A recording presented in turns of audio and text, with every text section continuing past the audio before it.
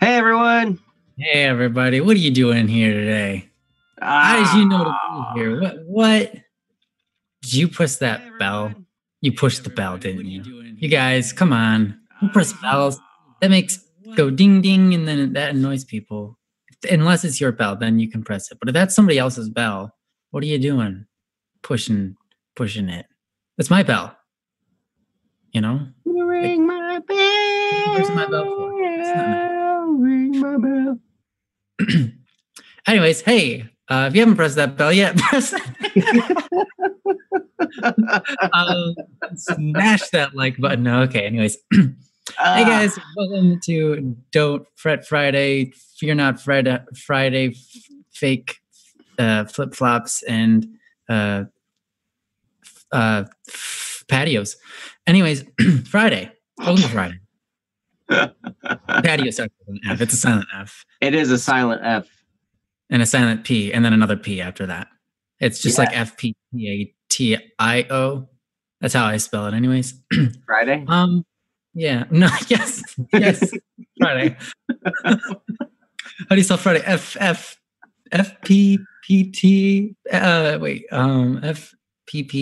FPPATIO. Is that right? Yeah. Whoa, science. Whoa. I believe the word you're looking for is fart. Oh boy, you can't say that. You can't say that. Here, this is family. That comes out of people's body parts. So yeah, you can't say that word. Anyways, welcome.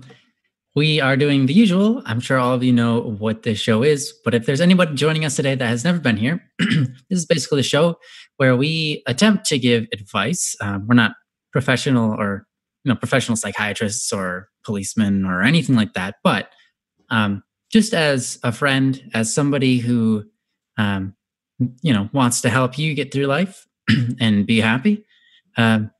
We're here to help you get through your issues. So if you have any issues that you want to talk about today, please do write them down in the chat, or you can put them on our website at bss.studio. Oh yeah, there are there for us. Take a look at. I'm gonna put the link in here. I'm gonna do it. I'm the first one to put the link. You owned it, man. Nice. Whoa. Whoa. Yeah. Are we professional people? Yes, we are professional people. We get paid to be people. Isn't that what professional is? That's the difference between professional and yeah. Thanks, Akil. Thanks. And thanks, and Jose. And Magician Jester, congratulations on your newfound hallucinogenic properties from not sleeping. Oh, that's awesome. That's one thing to be congratulated on. It does happen. How do you know that this whole thing that's going on right now is real, though? I mean, hey, that's true. Hallucination, and that could all be fake. Yeah, but 30 hours. That's a long time. Nice. Go like 40. Ooh. And then we can be tied or something like that. I don't know how long the amount of time I've stayed awake for is at this point, but it can be fun. Once you get to like 36 hours, you fall asleep and then you just sleep for like 14 hours straight. It's great. So good luck. Have fun when you decide to go to sleep. And I'm sure you have your reasons for staying up, or maybe you don't. Maybe it's just Christmas break and you're like, I'm going to do this because I want to. Who knows? Anyways, if that's an issue you were dealing with, let us know. But until then, we have some other that came from our last stream that we can talk about. We do. We got a couple from Akil. Akil is here. Mm-hmm. Looks like we've got one from Princess. Do we have one from Magician Jester or no? Good question. No, I don't think so. And Akil says, Nah, I'm good. Cool. Thanks for being good, man. I'm glad that you're good. Yeah, That makes me happy. it's good to be good. It's good to be good. And yes, Amira doesn't seem to be here yet. Amira, It says Noah, tomatoes are cool. Princess, and Akil. and Antilla. Oh, actually, we covered that one. Well, what do you think? Should we grab one of these from Akil, since we have a few of them? Yeah, sure. Let's do that. Let's see. Is Hades the one that's most frequent for you? That was the earliest of the two. That's what I meant to say. Frequent. Yeah. That's not even the right word at all. By the way, sorry if my voice stops working, which I don't expect it to, but as you can already tell, it's a little bit more worn than usual. I've been singing all day, so doing some recording for the next Criminal Idol song. So yeah, that's why my voice sounds like it does, and I'm sure it'll make through this session. But if it doesn't, I apologize. So, would you like to read this one? Yeah, sure. I absolutely could do that. And Akil, I have to ask you, is it okay if we read through one of these? Because I'm getting some messages from you. Nah, it's fine. It's nothing. Yo, chill, please. So I'm wondering, are you speaking to us and that you would like us to not take one of yours right now, or? Yeah. Would you like us to like skip you and go to somebody else? Is that what you're getting at? Because if you do, we can totally do that. Wait, did I say that right? Whatever. You know what I meant. Please do skip, Akil says. All right. Well, we can do that.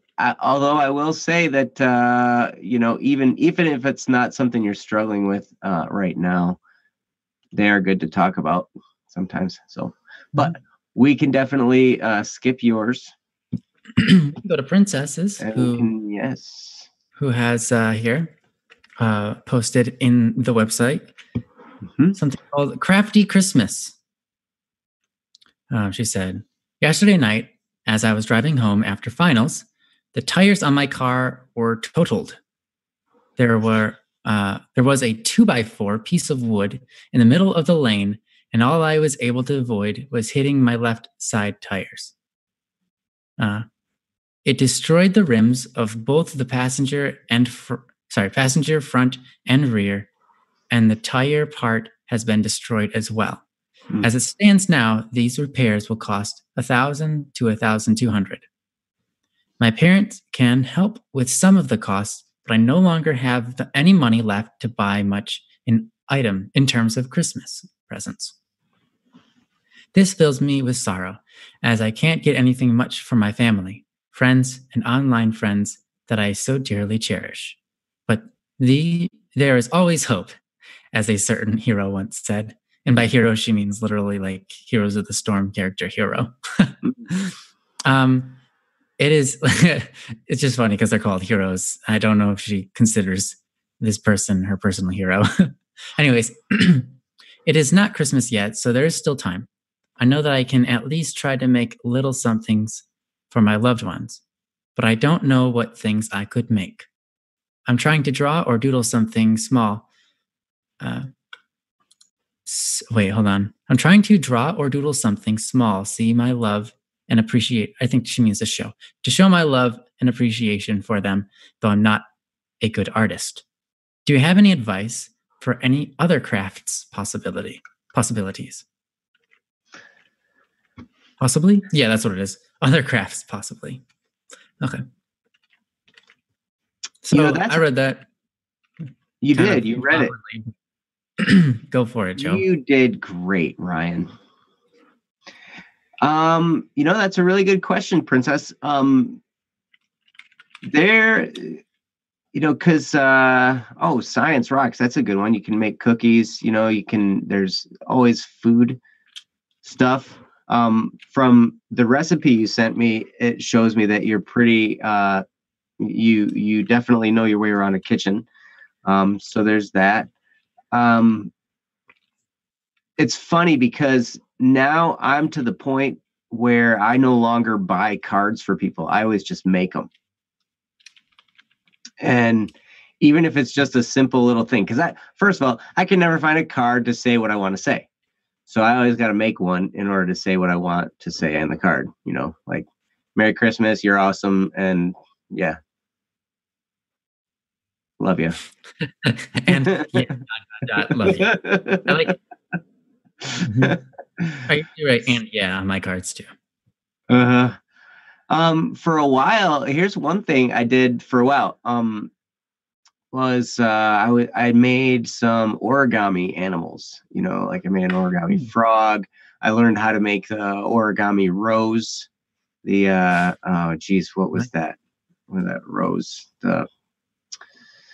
I forget. There's a certain name for it, but origami rose was one of the things. And so I started getting into doing origami giraffes. Yes, of course. I got the drafts coming. Totally. Sometimes, but and those are pretty cheap because it just takes paper. I didn't actually have origami paper. I just bought some colored paper, not construction paper, just regular paper. And then I had to cut it. I used a paper cutter to cut it so it was perfectly square because you have to have square papers and stuff. My kids really like origami throwing stars, but some of it is like they like to make it, So, but so that's an idea. You can always. It's tough because a lot of times to make arts and craft stuff takes materials that you have to buy, and sometimes those can get fairly expensive if you're not careful. And by then you could probably have gotten somebody something if you had less time to make something. But yeah, I mean, with gift giving, especially if people understand what's going on, I mean, I'm sure word has gotten around about your accident. And so people will probably be understanding that, you don't have a whole lot of money to spend on Christmas. And really, it really is the thought that matters. It really is just the fact that, hey, I want to give something to you. And to think in terms of how much I spent on you, like, this gift is more valuable because it costs more money. Sometimes the least expensive gifts are the most meaningful because they say that much more. I mean, you can make a little jewelry box out of cheap materials. There's all kinds of different things you could do. Yeah, I mean, I think it's great that you're thinking in terms of making something, because in that sense, you're really putting yourself into it. It's something that you have created. So there's a little piece of you in that gift. And, it's personalized because it's from you to them, and you made it just for them because this is something that you thought they might like. And so if you're thinking of crafting ideas, I would definitely gauge it towards the person that you're giving it to. Start thinking about what kinds of things they like, what kinds of things they're into, and then you can kind of make your gift along the lines of something that they're into. And then they have a personalized gift that's unique and unlike anything else in the world because you made it from scratch. So I think that's a great idea. And, if somebody, I don't know. I always think if somebody doesn't like that, they're kind of shallow, because I really appreciate that kind of stuff personally. But anyway, I'm going to turn it over to Ryan and hear what he has to say. Sure. I'm not super great at giving gifts, but one thing that you can do on top of what Joe said, I would consider writing a letter or a very long note, maybe a whole page, for the people that you're intending to give gifts to, and write it so that it is really meaningful, telling them the things that you appreciate about them or the things that you wish you could tell them, but maybe generally don't. Not like bad things that you're scared to tell them, but things that are good that you generally just don't say out loud. Telling them how much you appreciate them over the years, the things that they've done for you, and things like that. Something along those lines can be really heartfelt and can be some of the best gifts. So just writing out things, writing out a whole paper for them to read, or maybe it doesn't have to be a whole paper, just like a half a paper or whatever. But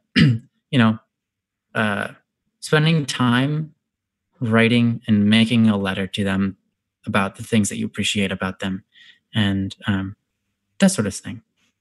The things that you'd like to tell them that are very nice. It's kind of like pretty much everything Joe said, though. Maybe you can take that and then you can attach a origami, whatever, like if their favorite animal or flower or whatever it is.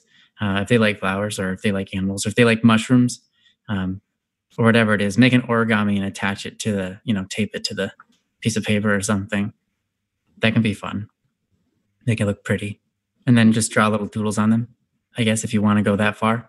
And I know that you do a good job doodling. I've seen them myself. So, yeah. Well, I think it's awesome that you're using your creative mind, to try and come up with something. And it really says a lot about your heart that, you are thinking in terms of, oh my gosh, I feel like I should give people stuff. It says a lot that you're a giving person. I mean, man, when it comes to Christmas time, I always generally get frustrated. And then I remember that I'm married and my wife takes care of, presents for everybody, which that's nice. She enjoys shopping for Christmas presents anyway. Which is, it's helpful because I can't stand it. So I basically have to find stuff for her and that's about it. Yeah. Science, that's a great idea. You don't have to go 50 pages, but people really do appreciate that when you write them notes like that, or full length letters saying, thanks for everything you've done for me, and I love you, and I appreciate all of these things that you've done throughout my life, and that kind of stuff. So yeah, it's a really good gift. And Akil is pretty sure that Science is going to confess to them. So it's kind of funny. Better be 100 pages when you confess to me, he says. Right. Man, Akil has some awesome confidence. Yeah. Let me tell you. And yes, Princess, if that statement is directed at me, I can't stand shopping. I hate shopping. I don't mind it, but it's definitely not my thing. Yeah, I especially when it's busy. I like to get in. I like to know what I'm going to get when I go to the store. I like to know exactly what I'm there for. Go get it, check out, and leave instantly. And I don't want to wait in line, and I don't want to go around to every aisle and look at everything. And you don't window shop. No. You don't want to look at things. You just want to get the stuff and get out.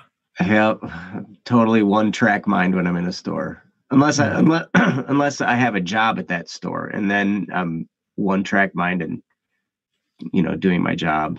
Yeah. But yeah, stores are just like that. I'm like, I don't know. not a big fan of shopping, but that's why I like the internet. Yeah, exactly. Because you can shop. Yep. I can just, I don't have to deal with driving anywhere and trying to find a parking spot and dealing with the checkout lines and watching the people try and do the self checkout in front of me. Watching them try to do it. Yes. You know, internet is pretty awesome. You can find all sorts of different things. So I think shopping on the internet is a lot more enjoyable than shopping online or shopping in real life. Because I mean, you know what you want and you're looking up online that specific item. You aren't going into a store and then they're shoving everything in your face. They kind of do that with advertisements, but if you have like ad blocker, then it doesn't matter. You don't see it. Yes, Princess. See, but that just is another thing that shows your heart. You have a heart of gold, Princess.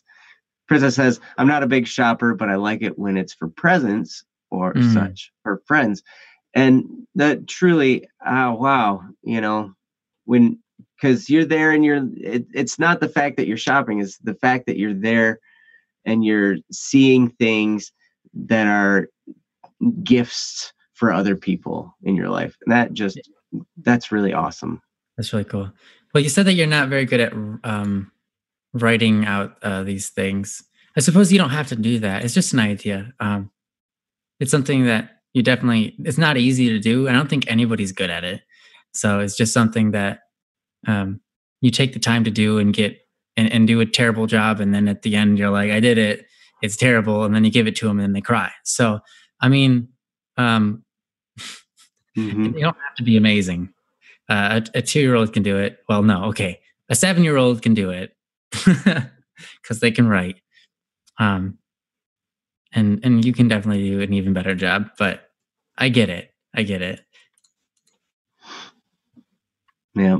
You don't have to, you totally don't have to do that option. Take that option. Yeah. But one thing that's cool, Princess, is that, I'm sure you'll think of something and I'm sure it'll be awesome. Yeah. And whatever you think of, I mean, even if you don't think of much, anything you can give is going to be. Yep. And it's, yeah. And under the circumstances you're in right now, yeah, nobody can really blame you. I mean, sometimes, I mean, this is not super related, but it's a good time to interject this. First of all, my apologies on this past Wednesday because we weren't here. And that was because my internet was down and I was working to try and figure it out. I was on the phone with Ryan and, I'm trying to work it all out and it just was not happening. And there was just really nothing more I could do at that point. So sometimes you get into that position. I like Will Smith has said before, he's like, sometimes it's your turn to be the guy broken down on the side of the road waiting for some help. Sometimes we all have those moments where stuff just happens and there we are. That's a good line. That's true. Yep. What usually happens in those moments is I call Ryan. I remember when I was actually stuck in the mud and what I did was call Ryan. Remember that? I do remember that. Yeah. Sorry I didn't call you when I was I probably did call you when I was stuck in the mud. You did once. I remember one time. Yep. There we go. So if you get stuck in the mud, just call your friend and then tell them that when they get stuck in the mud, they can call you. Man, I've been stuck in some crazy mud. Man, just clay pits are terrible, especially after it just rained and your car doesn't move on it. It's like more slippery than ice, literally more slippery than ice. Anyways, another thing I was going to say, I thought of something else. Joe talked a little bit about this last stream that we did, I think. It was a recent stream, but sometimes a gift can be like a coupon that you draw up.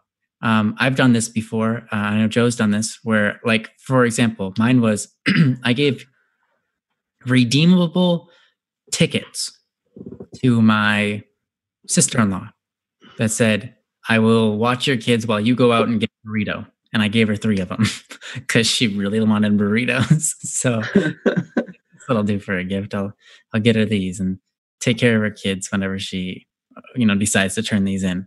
And so you can do something like an action for people as a present. And the way you do that is you write up like a ticket or a coupon or whatever saying they can redeem that action whenever they wish. Maybe it'll be like a back scratch or a back rub or a hug or a doing the dishes thing or some kind of service. So that's another idea for you.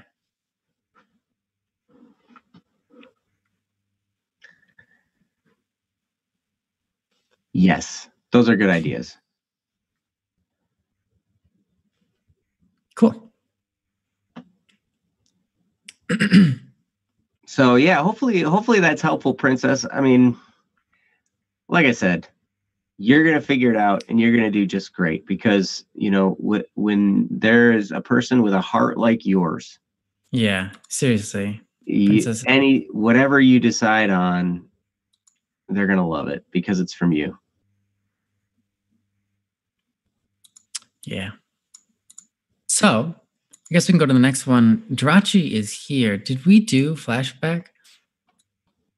I feel like we did. I don't remember. Yeah. Where is this one? Yep. Yeah, we did that. We did it? Okay. Mm-hmm. We did. It was just lit up for me. Okay. Let's see. Is a fuzzy Noah or Amira here yet? I don't think so. Nope, doesn't look like it. That's okay. So what we'll do instead, since no one's given us anything yet, let's do one from Joe, slightly above average Joe. I'm sure he's here, or if he's not, doesn't matter. He'll catch it. Yes, he will. I think the one that we haven't done yet from him is Being Forgotten. Is that correct? I think you're right. Well, was there another one? Hold on. There might have been one. Let's see. Confronting people when they do something wrong. Okay, no, we already did this one. And then we did the creative one because of the... Right. I remember that one. There we go. Joe is here. Awesome. Hey, Joe. How's it going, man?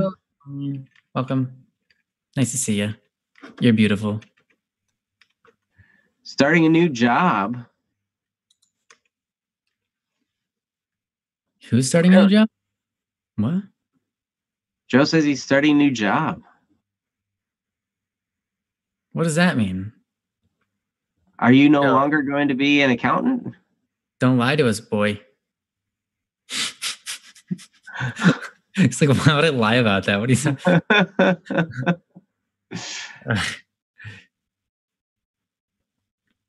All right. Well, company got bought out. Oh, snap. Dang, man. So, wow. So they didn't keep you on board?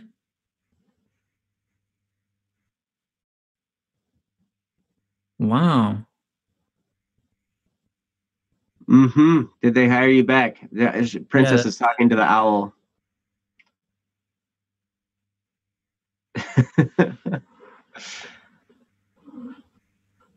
Wow. Waddles, you no longer have to be alone. Got transferred. Okay. Yeah. Oh, okay. Just got transferred. All right. Wow. That's crazy, man. Yeah. Listen, I hope that everything goes through smoothly. Yeah, that's a surprise. Yeah. Well, geez. Well, good luck with that, Joe. And because you're persevering through some tough stuff, we're going to handle your question about being forgotten. Yeah. Being forgotten. What? You want me to read this one? I'll read it. You'll read it? Okay. Sure. If you haven't noticed by now, I have a lot of questions. This is written by Joe. And some people seem to think that I ask the questions for the benefit of others, which is partially true. But in truth, I ask these questions because I have wrestled or am currently wrestling with the answers. So my question is this: what do you do when you are forgotten, feel left out, or alone? Loneliness strikes all of us from time to time, and I think that it's important to know your answer. What does loneliness lead you to? There's his question. That is a really good question, and that's a really important one, Joe. I thank you for posting, because I think, like you said, this strikes all of us, and loneliness can be very productive. Myself being more of an introvert, loneliness. I mean, I don't feel I can be alone for a long time and not feel lonely, if that makes sense. Because being alone isn't necessarily lonely. It's just I'm alone. I've got plenty of stuff to do. I'm never bored. So being alone, I just know, hey, now I have some time to get to the stuff on my list, But there are times when loneliness sets in, and that's the feeling of, I don't have anybody who understands me. I don't have any friends, things like that. And, I think there are times, our confidence levels ebb and, flow, they just kind of go up and down. And sometimes in those moments, it can be really difficult because you just feel like you're by yourself in whatever situation you're in. There's nobody else who really gets it. And you're kind of on an island. And sometimes in the past, as I look back through my life, that feeling in many cases has led to different vices. I have a tremendous history, as I've stated before. This show is great because there's me and there's Ryan, and I did everything pretty much wrong and had to learn from it the hard way. Ryan has done a really good job staying on the straight path and making correct choices, productive choices. I'm really impressed with how you have made choices, Ryan, because I made pretty much the wrong choices. You know how parents would say, what's that? I said I had a lot of good people and blessings in my life. That's for sure. Mm-hmm. Yep. You ever hear people talk about parents will say, I don't want my kids hanging around with the wrong crowd. Mm-hmm. Well, I was the wrong crowd. I was the person who influenced people in the wrong direction. I was the one who, got people into all kinds of bad habits when I was in high school. And, I was that kid. I didn't care. I was just like, hey, I'm going to go do this bad habit, and other people would follow me into it. And I feel kind of bad about that. But so loneliness, here's why I say that, because there was a time in my life when loneliness would have led to vice for me, would have led to bad habits, making a bad choice, like Science Rock says, a self-destructive tendency. Mm-hmm. When some kind of pleasure-seeking thing, whether it's some form of drug or poor choice of entertainment, or something to kind of, where I could wallow in self-pity for a while and gain some kind of momentary hit of pleasure, and it just, that always leads to, it's always very addictive and dangerous, because it just leads to, like Science Rocks is perfect. It's self-destructive because it just leads to your destruction. And I'm not even talking about ultimately your ultimate destruction. I'm just talking about inside in your feelings, because it just leaves you more empty. So pursuing those courses of whether it was either alcohol, drugs, or, poor entertainment, the problem is you do that and you get the momentary pleasure from it, but then it wears off and you're there in the same position, except you feel worse because now you feel guilty for doing that thing that you knew wasn't the best choice to make. And so it just kind of starts to compound, and then you can move into this downward spiral where then you're even more lonely than you were before. And you feel bad about it and you feel guilty, and it just leads to a lot of problems. So having been through all that, now this is crazy.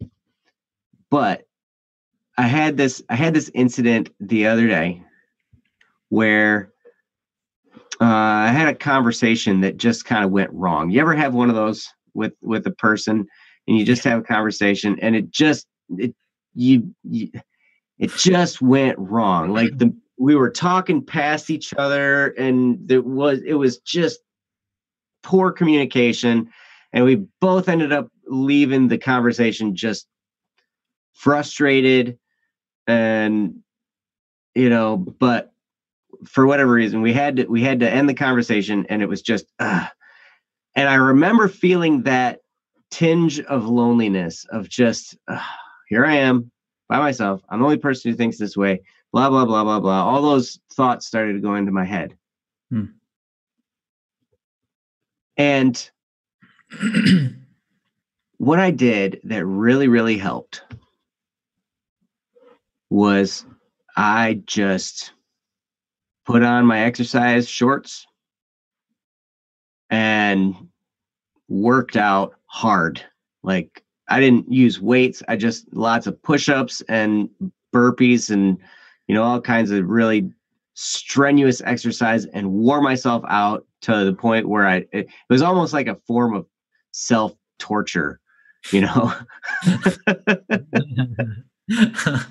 Oh my.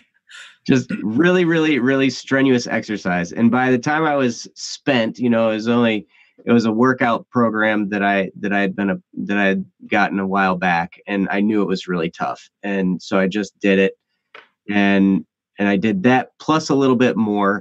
And by the time I was laying on the ground, just sweating to death,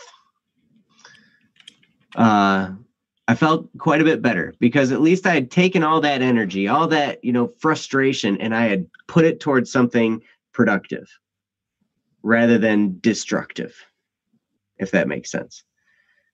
So one thing, like that's one way to deal with the loneliness, especially when there's some fairly frustrating feelings and anger involved. I know that it seems that women have a lock on this a lot more than men, where when they have a stressful day, they just almost instinctively know that they need to go burn off the stress. They need to go do something active, so and do something strenuous with their bodies, so that'll burn off the stress.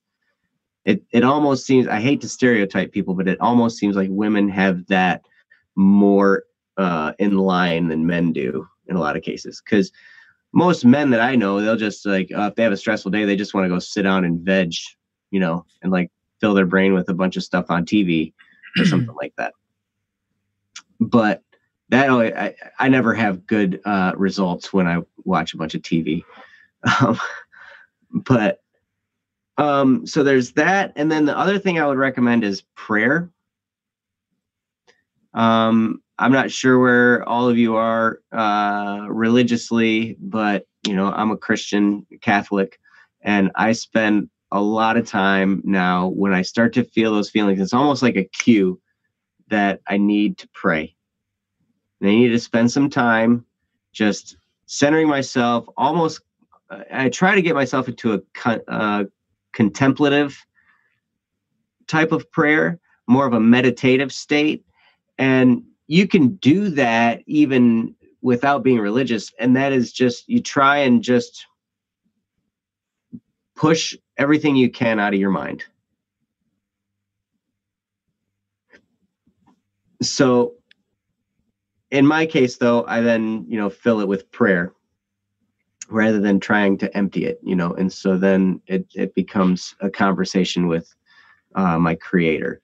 So when I feel lonely, because of my background, that's a prompting to lead me to prayer. And I would encourage you guys, even if you don't know how to pray, just try it.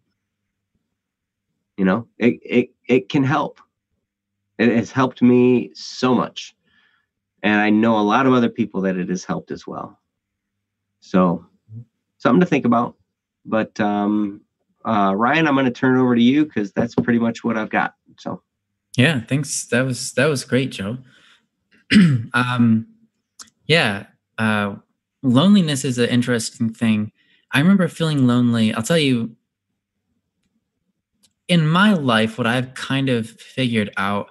Now, this isn't, I have to say this with a certain sense of like a grain of salt.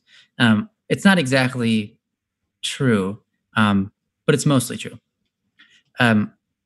Loneliness for me, when I experience it, and this might be true for others, is not because I'm alone.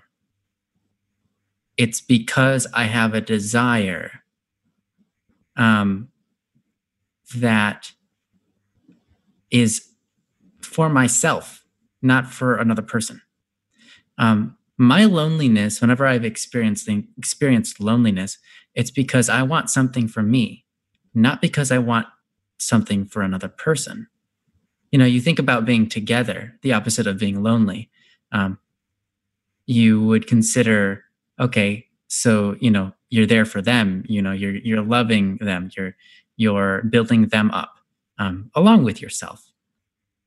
But whenever I've felt lonely, I've noticed that it's never about how it could be a sense of wanting to give affection for somebody else, but it's usually wanting affection for myself, or wanting others to lift me up, or wanting to be noticed, or wanting to be,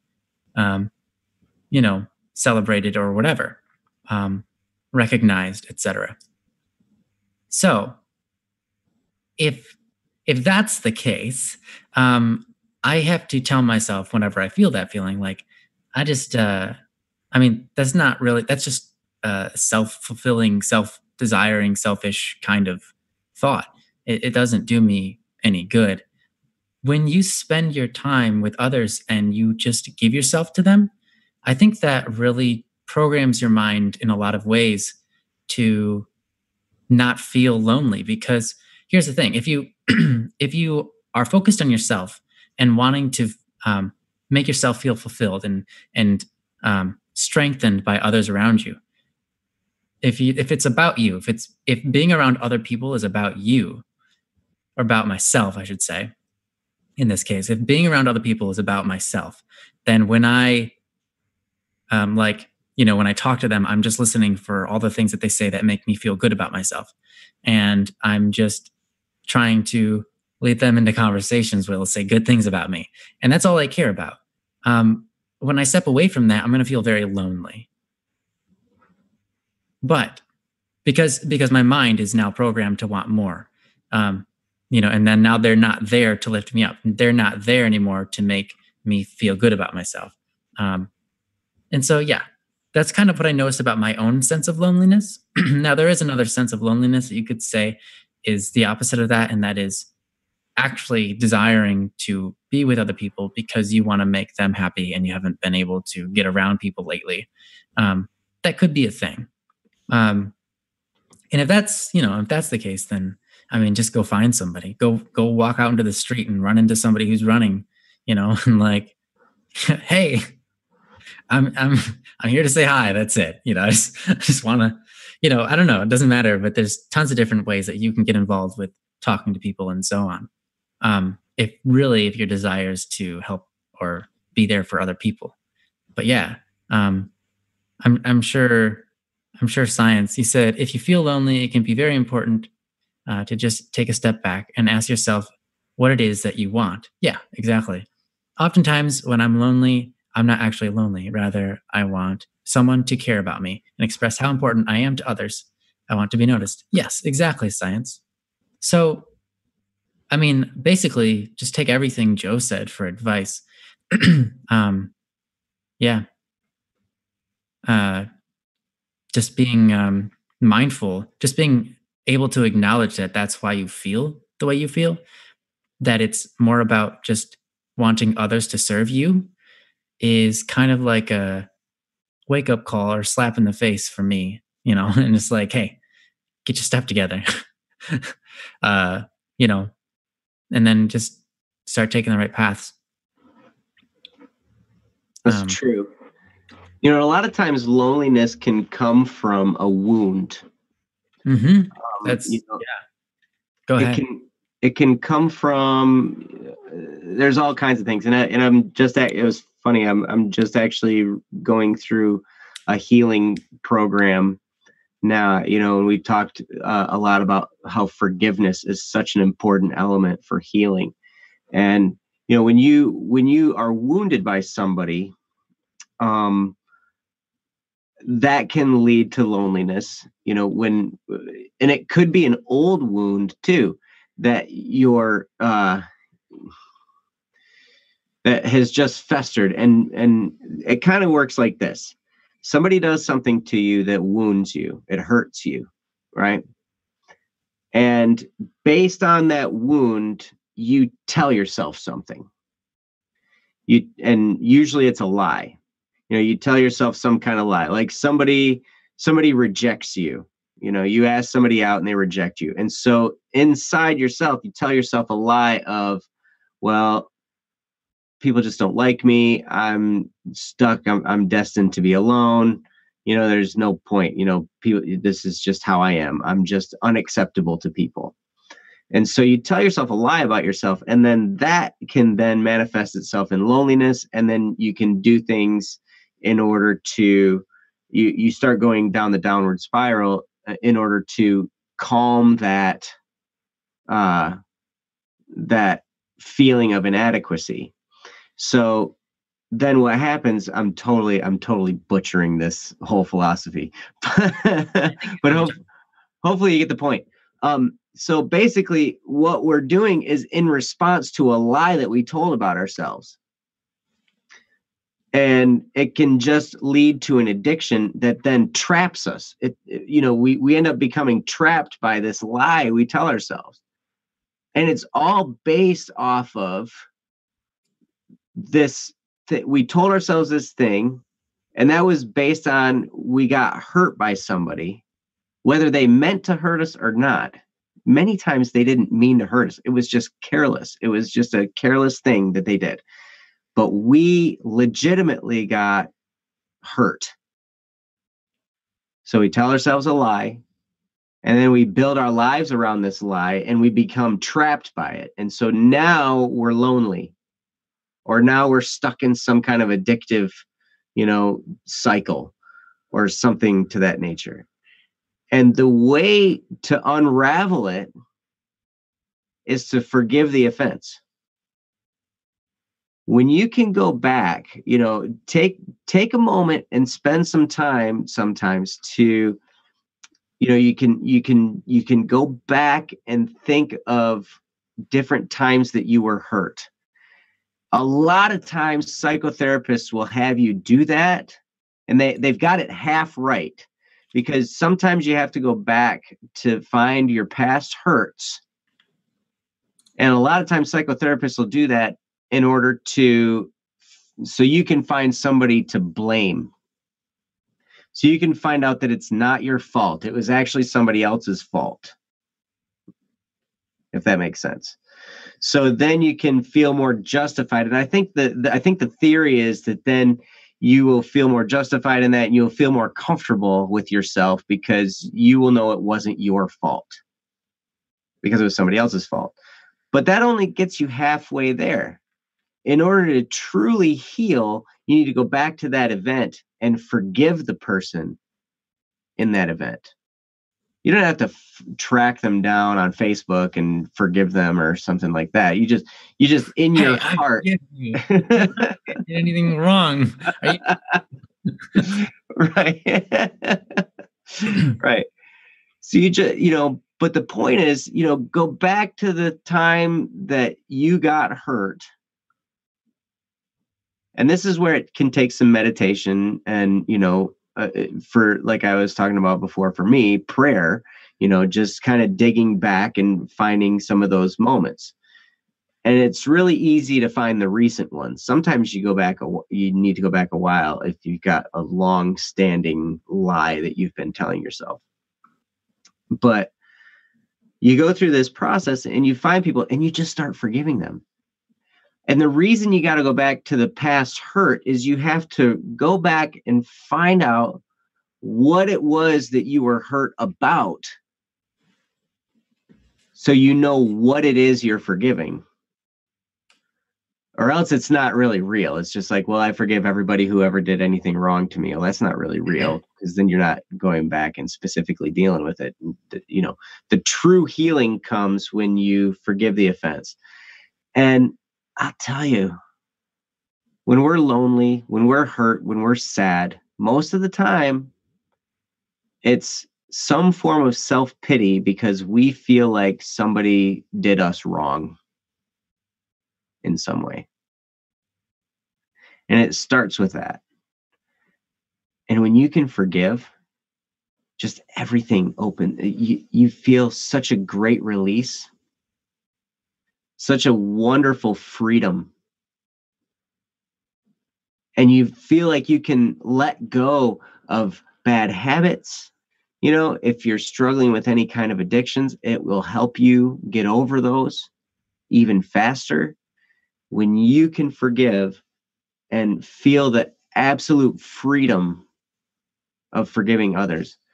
A lot of times we think that forgiveness is so, like, I will tell people, I hope you can forgive me. I'm truly sorry for what I did to you. And I hope you can forgive me. And when I say that, I'm not asking them to forgive me for my sake, so I feel better about the situation. I hope they can forgive me for their sake, because I know that holding a grudge is a burden. And holding on to past hurts like that just can weigh you down so much, and it can cause all kinds of issues in, like, all the stuff I just went through. When you can forgive, you free yourself from all that. It's just like you open the doors that it's just, and now you're out from under it. It's almost like you can jump higher. You actually can. And those new shoes you bought also make you jump higher. Uh-huh. Yes. And run faster. And interestingly enough, they're starting to find out. I think this guy, man, I was just going through this today. So it was either 80 or 90% of our physical ailments are brought on by something psychological. Wow. So when you can forgive and release yourself, it will make you physically healthier as well. You might find autoimmune diseases start to fade away.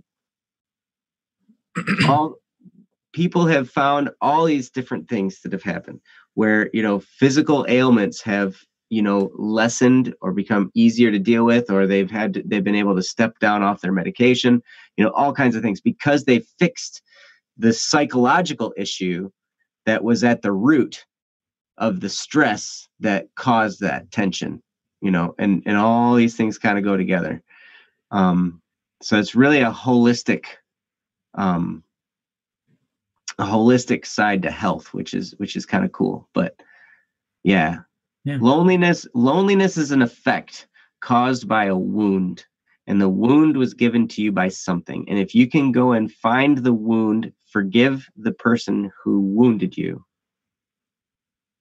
then you will go a long way to lifting the sense of loneliness.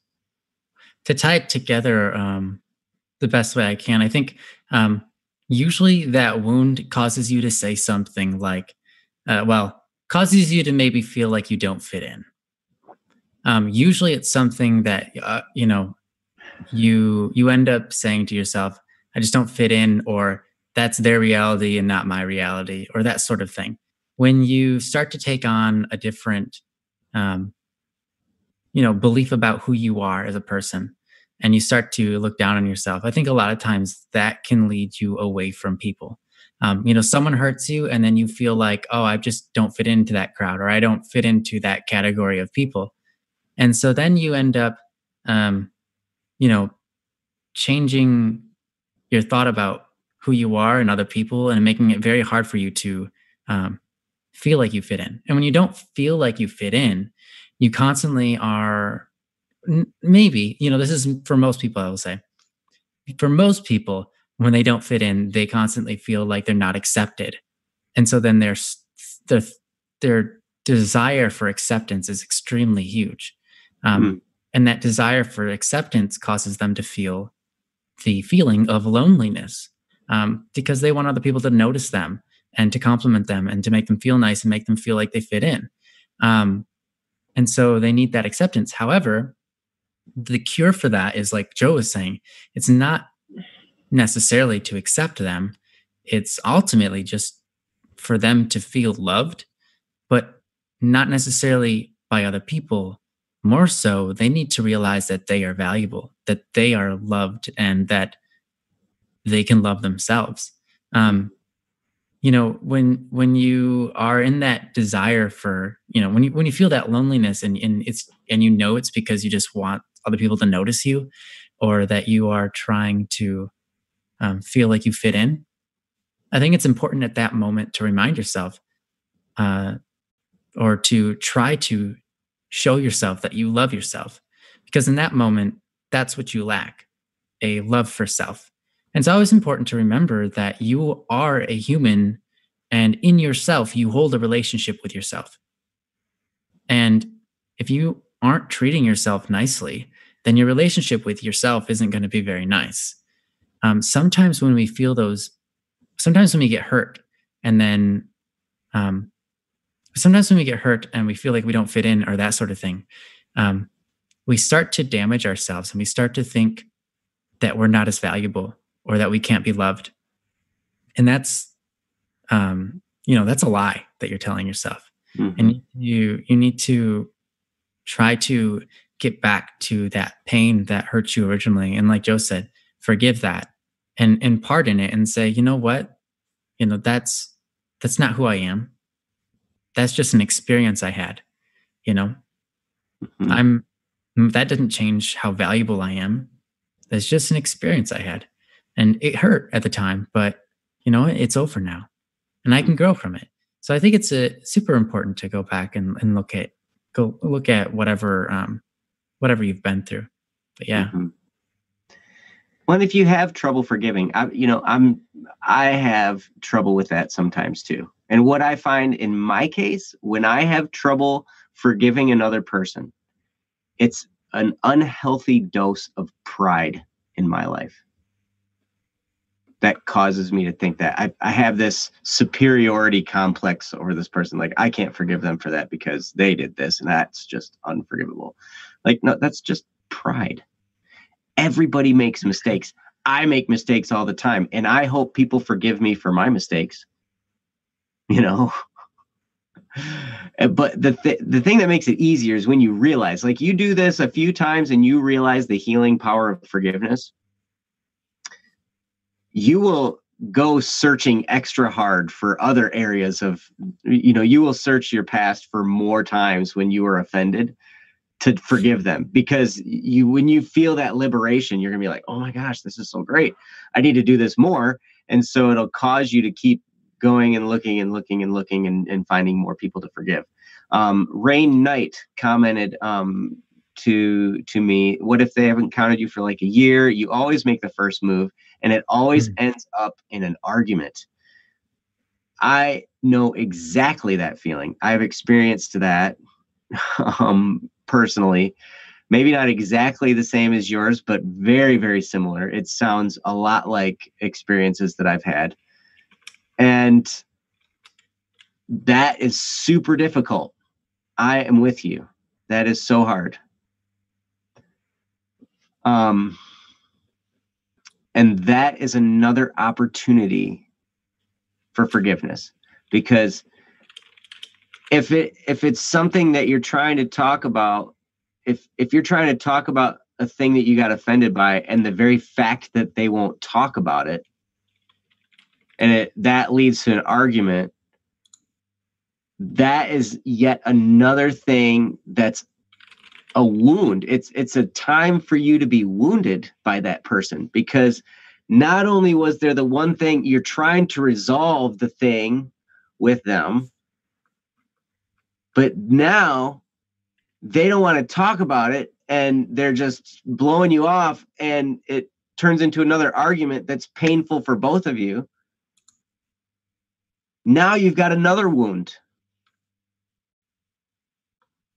And that's another opportunity for forgiveness. It's another chance for healing. And the cool thing about healing, it's just like any type of wound in the physical world, where, the tissue that's healed, like if you get a cut, your skin will put a scar there. It'll make it stronger than it was before to resist being cut there again. And that can happen here too, where you will be stronger as a result of going through the pain, forgiving and healing. And then when you're on the other side of the healing process, you will be stronger and more resilient. And these kinds of things won't bother you as much, partly because the more healing you go through, the more self-confidence you have. And the more you feel able to handle the things that come your way on a day-to-day basis. You totally, it's very, very amazing. Now, one thing people will say is, if I do this too much, I might grow callous to other people. And that kind of goes along with the scar analogy. If I scar too much, then I'll be callous toward other people. And you can, but I think that's more of a result of unforgiveness and the lie of I can never trust people. That when you get hurt enough by people, then you might tell yourself the lie of I can't trust anybody. I can't trust anybody. And that makes you callous toward others. It makes you always on your guard. It makes you always, you're up. Your guard is always up in case somebody does something that might hurt you. And when you're in that spot,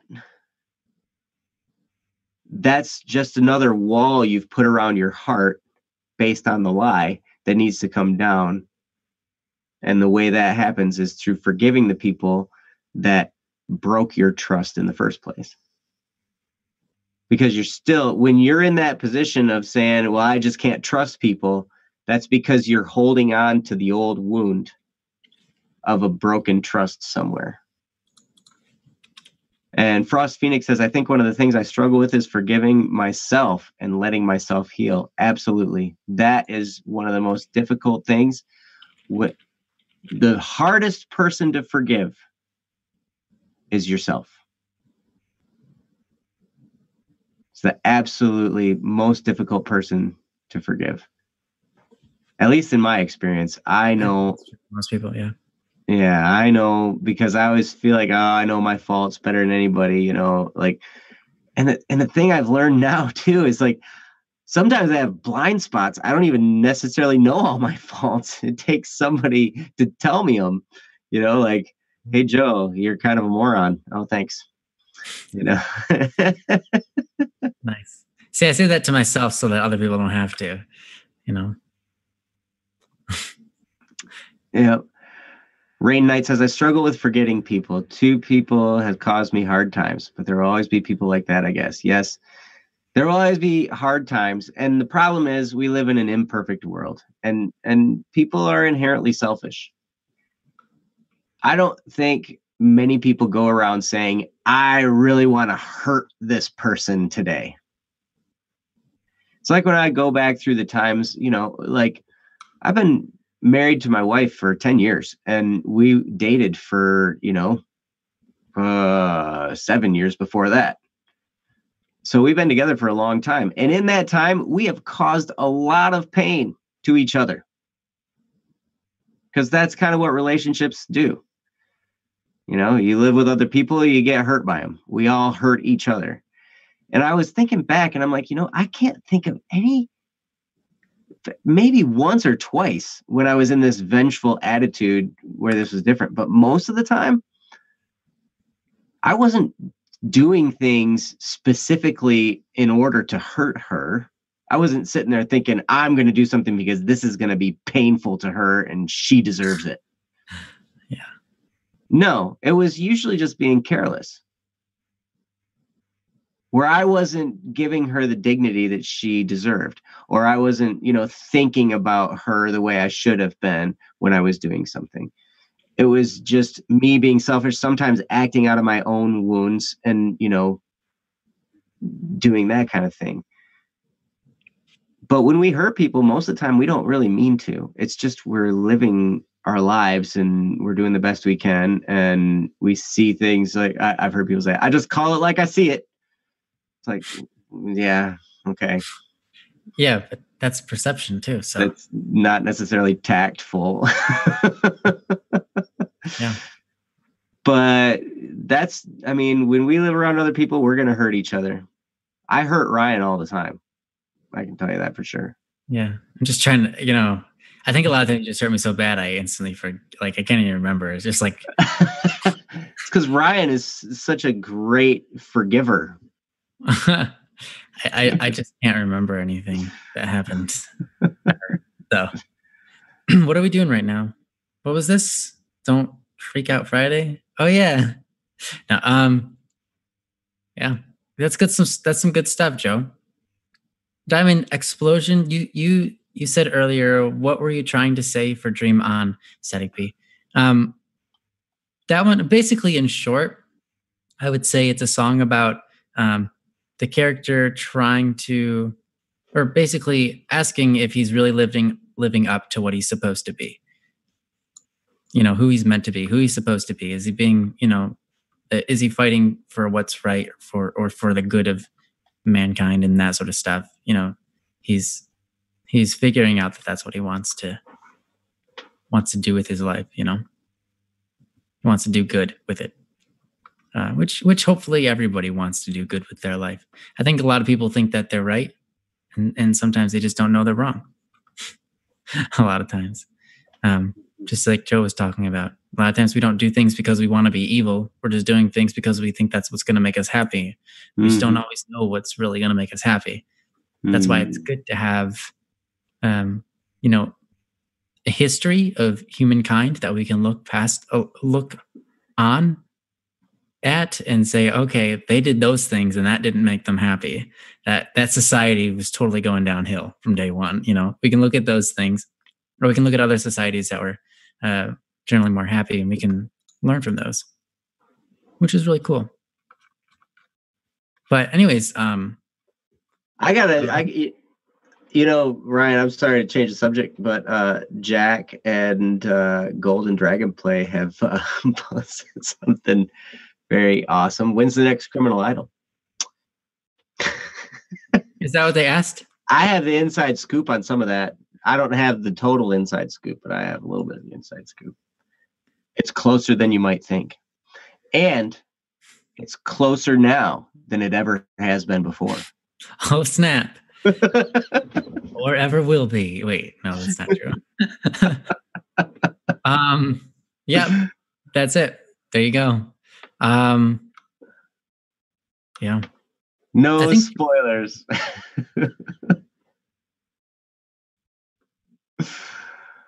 What's Galul? Well, I think it's Megalol. Oh, Megalol. Yeah. Princess said, would you guys talk about blaming others or yourself then? Blame? Yeah. She said, Uh, well, she was talking to Frost originally. She asked if Frost blames themselves for something. But then she changed that and asked if we would talk about blaming others or blaming ourselves.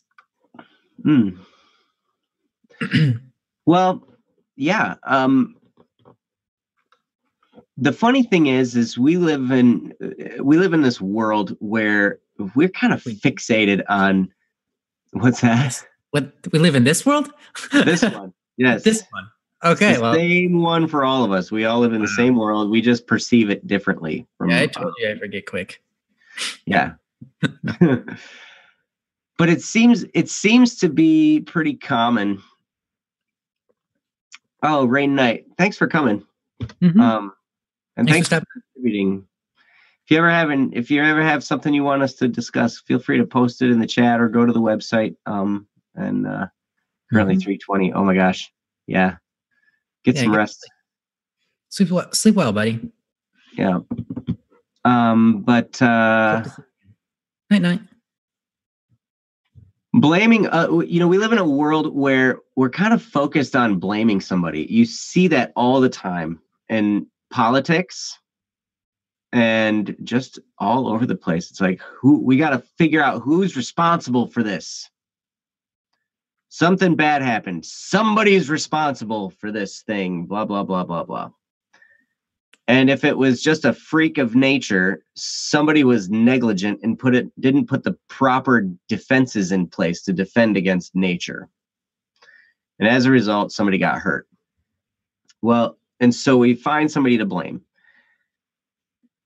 And blaming, while it can help to figure out the cause for an incident. Something happened that's bad, that hurt people, and somebody did something.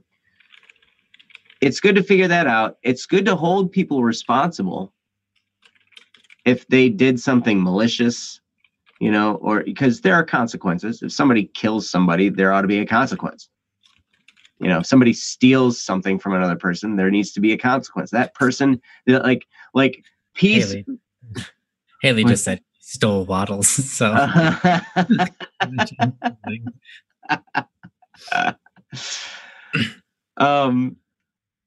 but we always want to blame people, and while it's important to have justice, because you can't really have peace without justice. I heard a guy say one time, peace without justice is tyranny.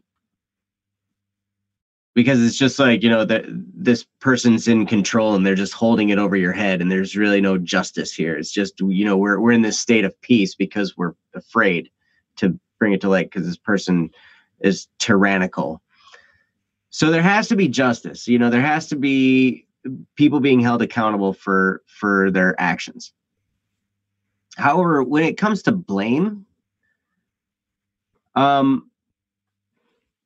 sometimes things just happen. And, if it's not some grave offense against human dignity or something, a lot of times to have a little bit of grace for people can go a long way. And it can go a long way for others if you help people understand that, you can handle offenses. Now, when you're blaming yourself, it can get a little bit dicey because now if you hold yourself responsible, now what happens? Can you forgive yourself of the offense, learn from it, and move forward? Can you hold yourself accountable? If it was something that needs to be paid back, pay it back. If there's something that needs to be apologized for, do that. Do whatever you have to make reparation for the thing you did. Learn from it and move on. Or do you spend your time constantly blaming and belittling and, beating yourself up over something? That can be unhealthy. So there's really two different kinds of blame. There's the blame that's just holding people responsible for their actions so that justice can be had. And then there's the kind of blame that's just the pointing fingers, even if, the price has been paid, everything's been exacted. Now we're just, and we're being unforgiving. That I think is unhealthy, personally. Because while we all have dignity, that's part of holding people responsible. That's a very dignifying thing. When people are held responsible for their actions, they're held accountable for their actions. That's living along with their dignity. That's treating them with the dignity of being a person. It's like, yeah, you're big enough to do that. You're big enough to handle what comes along with that. You are a person. But then also you're big enough to learn and grow from that and change. And you totally can. Every single one of us can change. And that's the beautiful thing. When you're getting yourself and when you're pointing the finger at yourself and blaming yourself for a whole bunch of stuff, think of me saying this, hey, you can change. Maybe it's time to change. Thank heavens we learned this about ourselves. Now we can change. And it might be difficult, but it can be done. So, Ryan? Yeah, no, I mean, on that note, I mean, that's true. I think a lot of times we look at changing ourselves and we just give up immediately without even trying. You know, it's not that hard. Just do it. Like, sometimes you need someone to talk to you for like real and just be like, look, like, is that your habit? Like to do this bad thing, whatever it is that your habit? Is it your habit to blame things? A lot of times it's like, yeah, that's what I do. Okay, then stop. You've got the power to do that. You can. You've done it before, and then you've stopped before, and then you've taken it back up, and then you've stopped and you've taken it back up. Just stop. You're the one in control. I know it's not easy. I know it's hard, but when you know that you are not in the right path and you're not thinking about yourself the right way, you just got to fix it. You just got to fix it. I mean, there's a lot of things we don't like doing, but those things ultimately make life a lot better. We might not like washing the dishes, but if we stop washing the dishes, eventually we run out of dishes and then we start eating off of moldy plates. And that's not good for your health. Likewise, for anything, just a lot of times, when there's something not right in your head, when you don't feel happy, when you know you've done the wrong things or whatever it is, just change and move on. I know it sounds crazy, but you can do it. You can actually do that. You can actually just say, like, okay, I'm done doing that. Or wait a minute, Ryan, no, we don't need to think about that right now. That's going to lead you down a stupid path if you keep on thinking those thoughts. Just get off of it. New topic. It's we are actually in control. We actually are in control. And sometimes we need to be reminded of that. You have the power to change. You really do. And you're constantly changing. But you get to pick what those changes are every single step of the way. Every single moment you make a choice, you're deciding how you're going to change. So just, you just got to do it. You just got to change. You can't. Oh, go ahead. Sorry. No, go on. Because yours is still on the same topic of that. Yeah. I just wanted to throw in there because when you were talking about that, it reminded me of an incident when I was was actually golfing with my cousins, and at the time I smoked cigarettes, and none of them did. I was the only one, and I had cigarettes, and I smoked a cigarette on a golf course. And they asked me, "Why are you smoking?" I'm like, "Well, because I've been doing it now, and I'm pretty well addicted." And my cousin looked at me and he said, "Why don't you just stop?" Sure.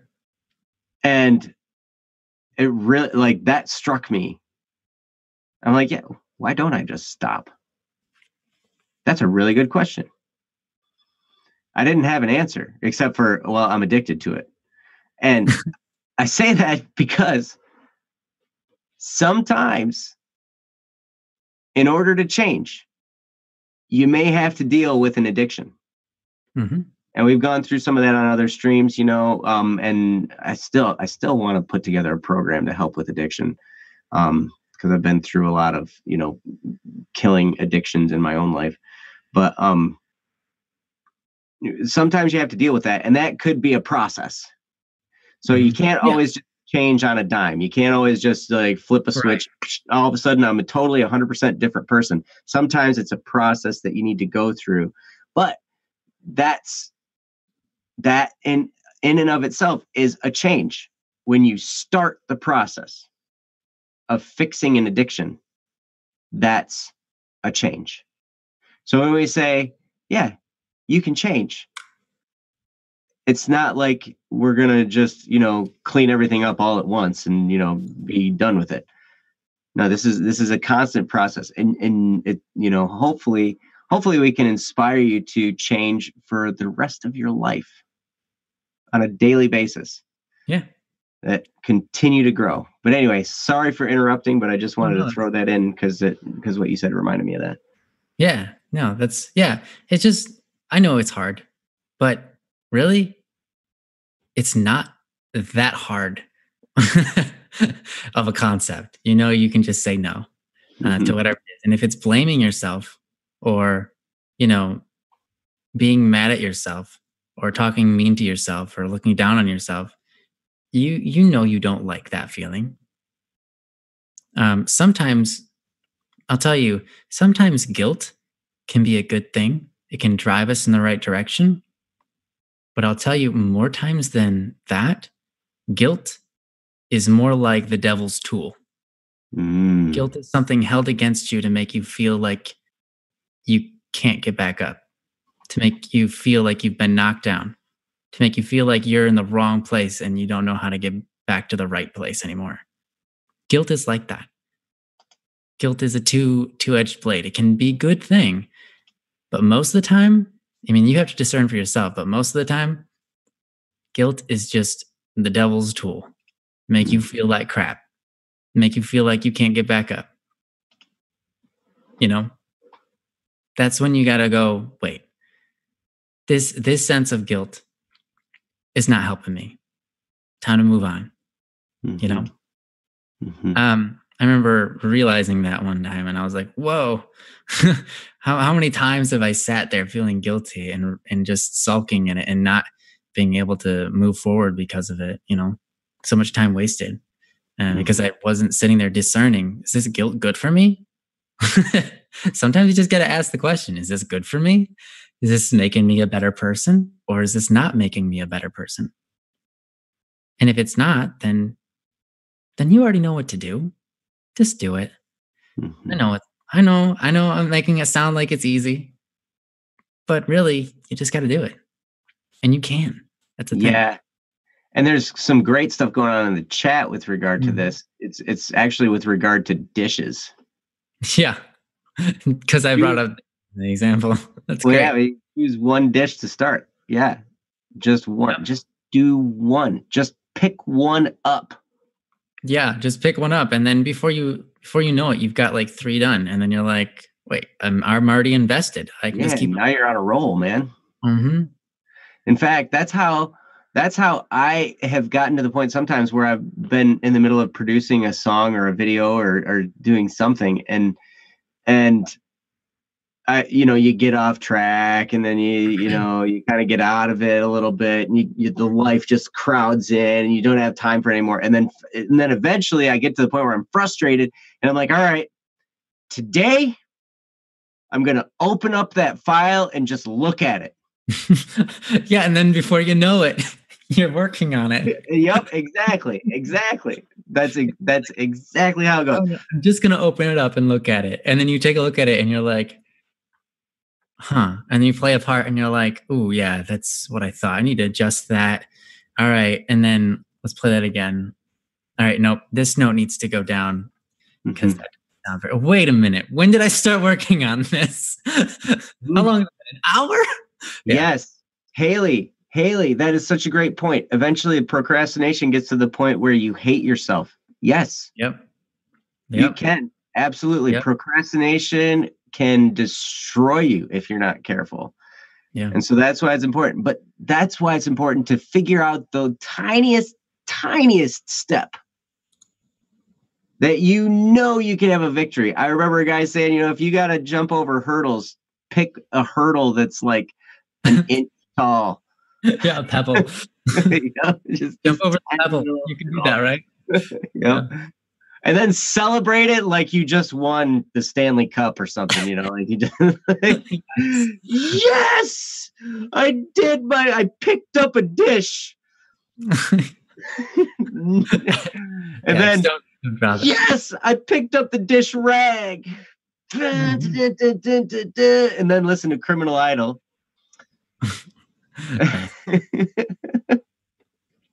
Anyways, as Princess pointed out earlier, sometimes I take the blame for other people for things I did not know about, never did, have nothing to do with. I do that because I do that for a specific reason, mostly because it adds humor, but even more so because it takes people away from blaming other people. It takes people away from concentrating on putting blame on people. So like I remember one time I was in a classroom and somebody shot a spit wad at somebody. And the teacher was like, who did that? And I was like, sorry, that was me. I don't even know what it was at for a second. And then I realized, I was like, oh shoot. And then the teacher and everybody looked at me like, Ryan, we know it wasn't you. But because I said that, it eased all the tension. And the teacher was no longer angry and aggressive. He was just like wanting to get the problem solved, instead of people being like mad and upset and intense. It calmed the situation and people were not playing the blame game anymore. And the person who actually did it stepped up and said, no, it was me. Sorry. Because when you can change the attitude away from blame to let's just move forward, let's figure out how to get this situation solved or, whatever in a good manner. That's like the best thing you can do. So that's usually why I take the blame for things that I don't do, just right up front, just because, it can have that effect. It can ease the tension. And when you ease the tension, blaming no longer becomes that terrible of a thing. I think it's, of course, it's important to hold the bar high on yourself. When you do something wrong, you should, acknowledge that you did something wrong. But as soon as you've acknowledged that you did something wrong, get rid of the guilt. You already know what you did. Don't do it again. You know that, right? As soon as you acknowledge that you've done something wrong, because sometimes we feel guilt and we don't know why. And then that guilt brings us to go into our, conscious mind and examine ourselves. And then we go, oh, that's why I'm feeling that. I messed up earlier. I didn't even realize it. Like I totally hurt that person. I probably said like the wrong thing. I need to go apologize or whatever. Sometimes we feel guilt, which leads us to the thought pattern that causes us to realize that we've done something wrong. If we know we've done something wrong and you feel guilty, just know now you've learned your lesson. Don't sit in that guilt because that guilt is going to destroy you. Playing the blame game against yourself or other people never helps them when you push it.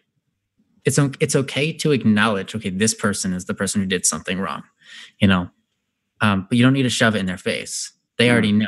Like as soon as as soon as you've told them, you've told them. You don't need to keep on telling them, right?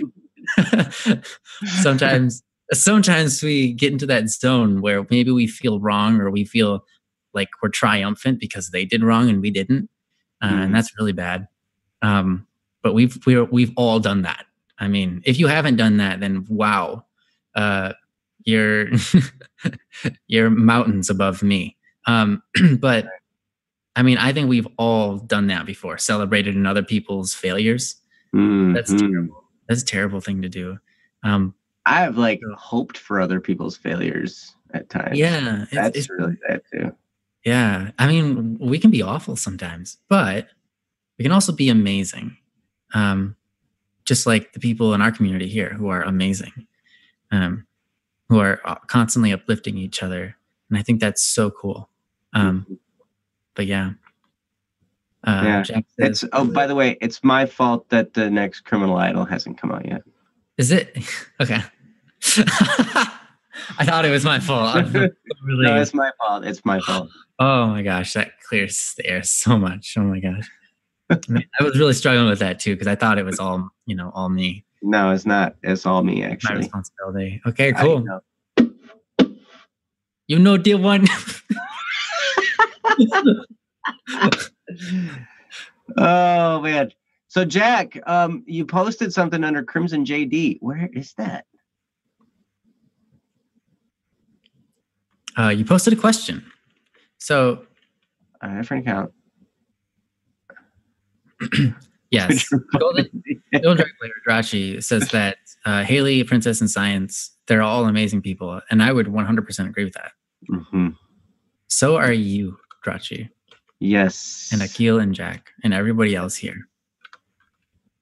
And put your butt in the air. Put your hands on the floor, put your butt in the air. Rotate it round like you just don't care. Rotate. Rotate. Okay, let's see. Crimson JD. How long ago was this, Jack? Yeah.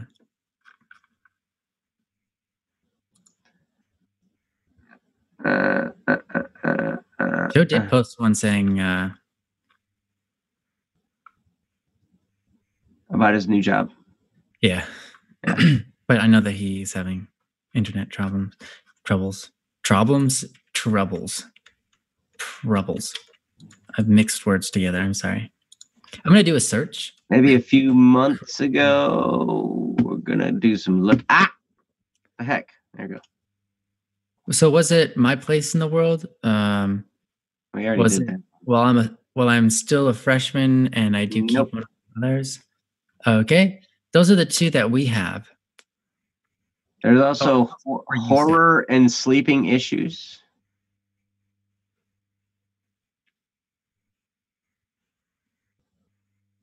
If you can rotate your butt, you need to see a doctor.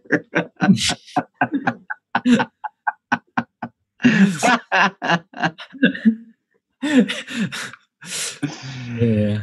Oh yeah, my.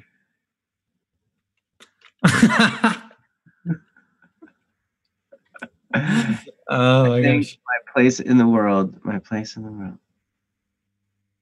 Was it that one? Didn't we handle that one like way early on? If maybe I'm thinking of a different one. You know, that name is so familiar. I thought we did. Yeah,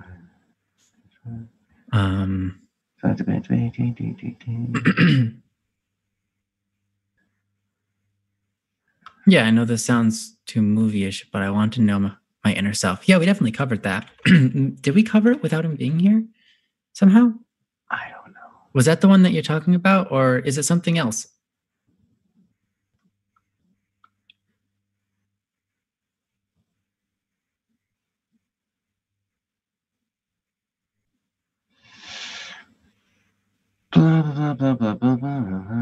Silence. See, and some of these that I'm looking through now I'm back far enough where they weren't posted by Princess, so they're not as easy to look at. Yeah.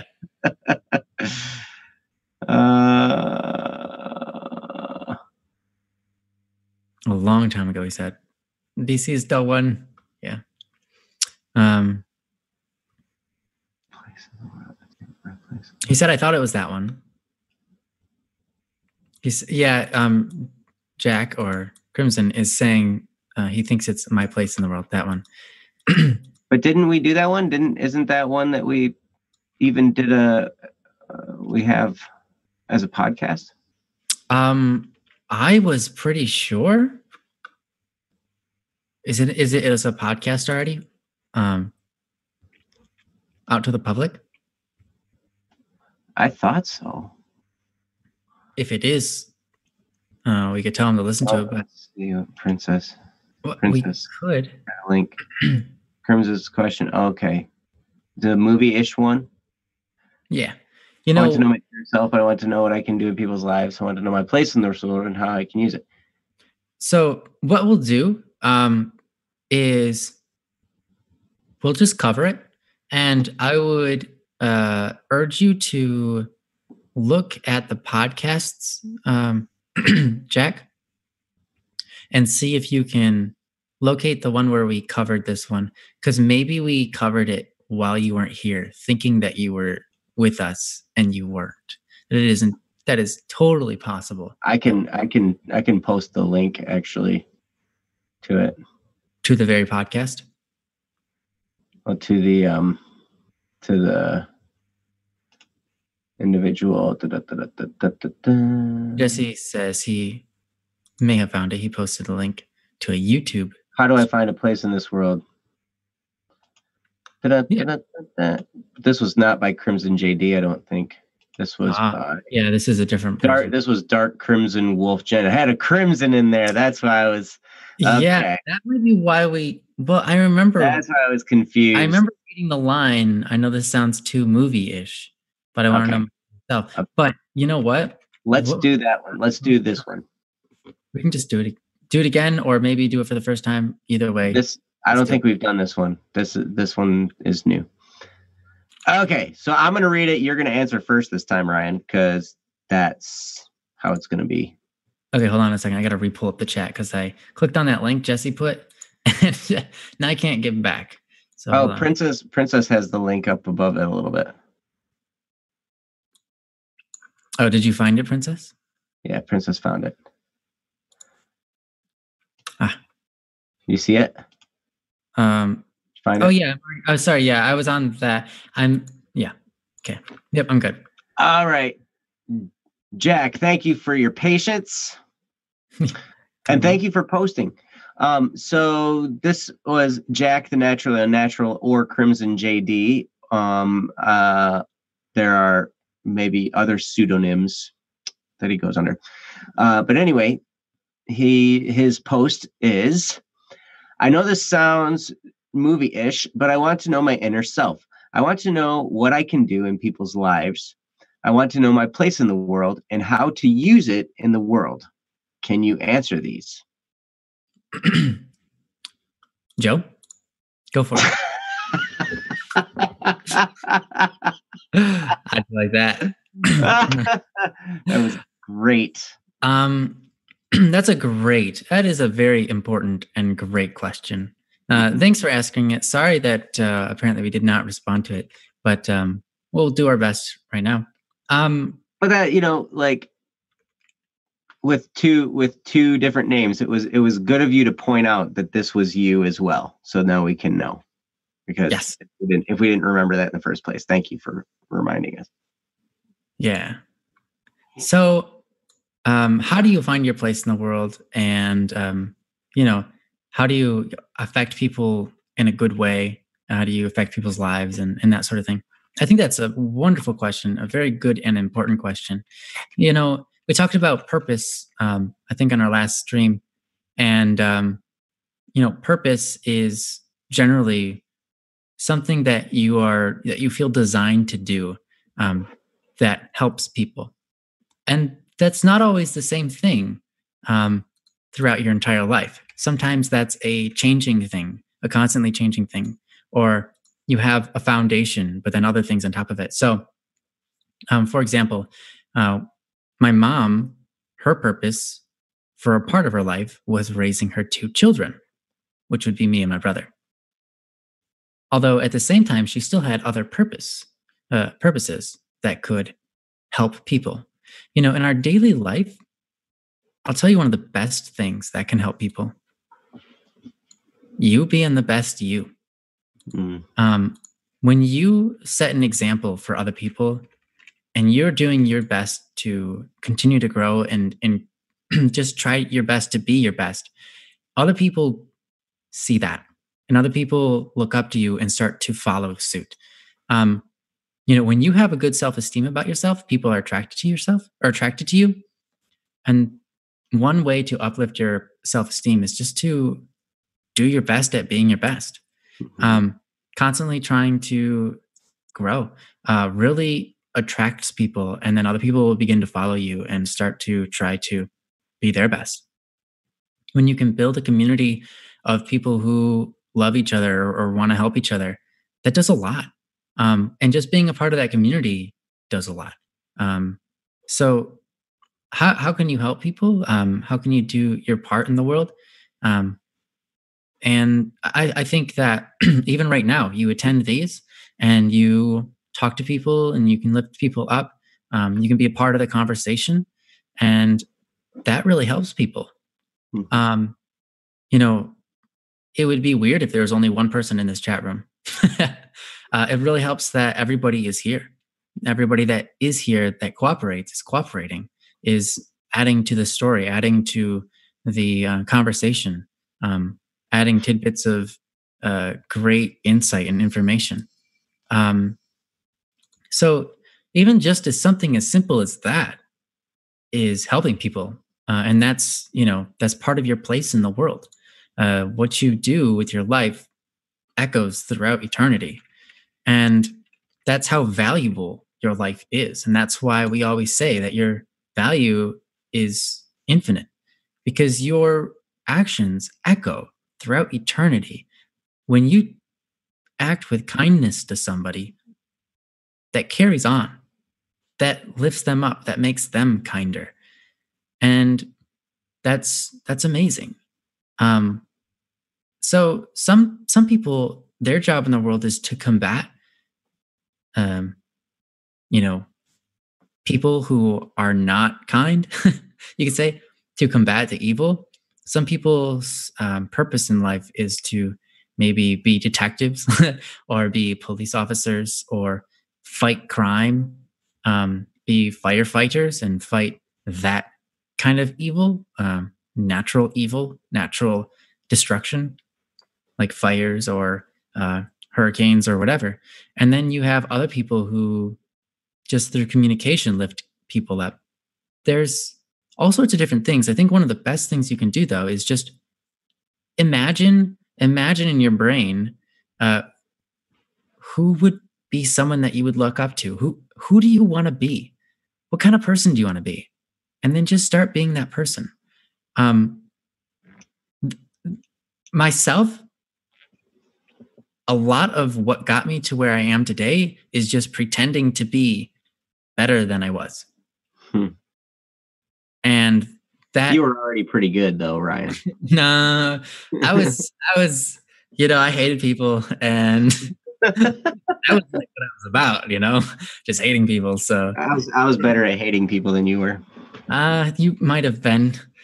Anyway, sorry. I don't know. I was hipster before hipster was a word. So nice. Anyways, that doesn't mean I hate people, but I definitely didn't get along with people.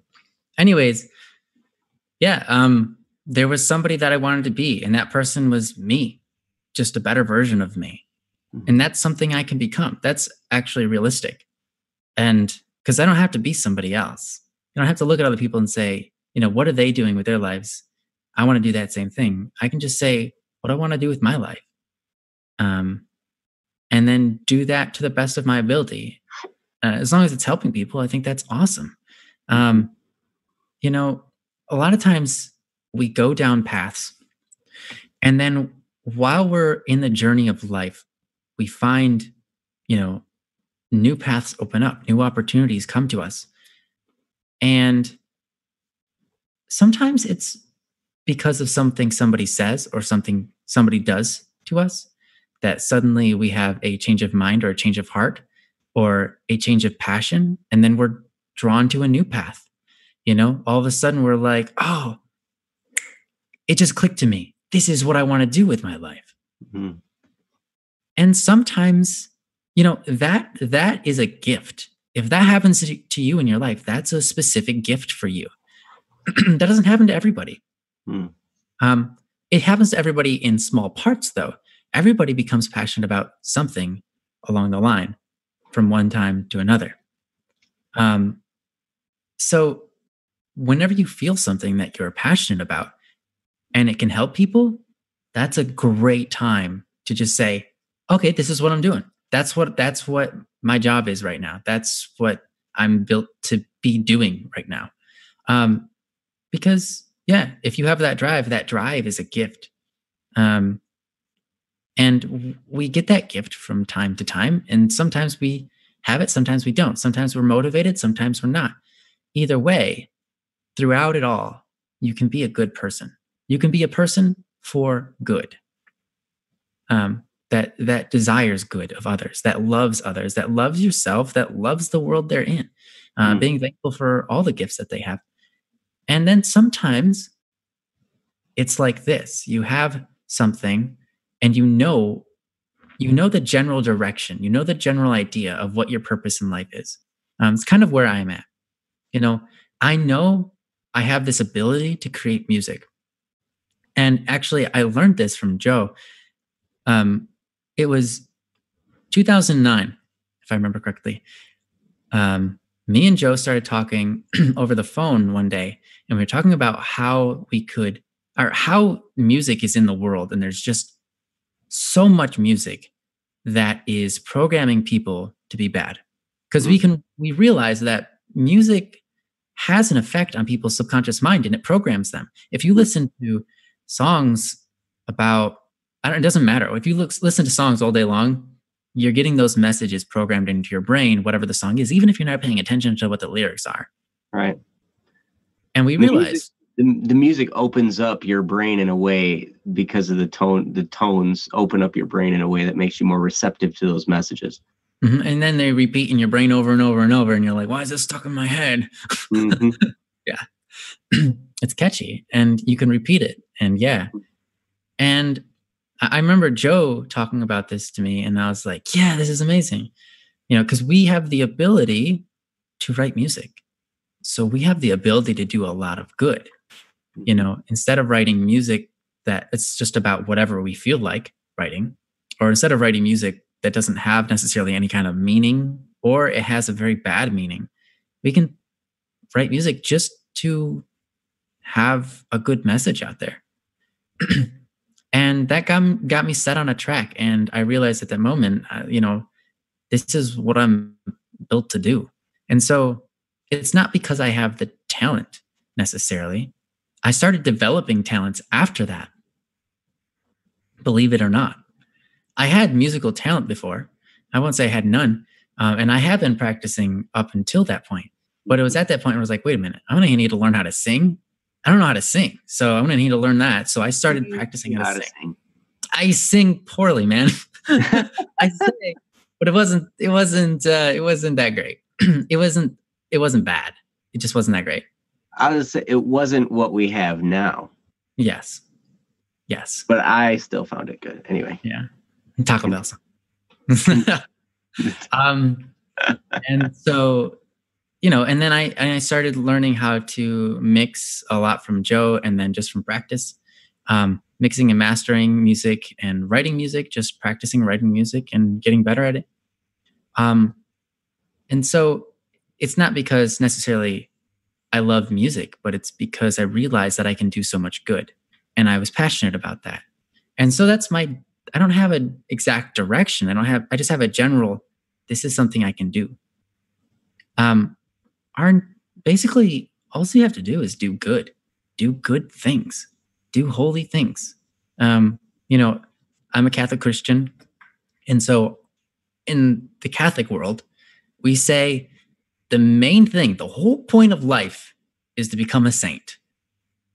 And how do you do that?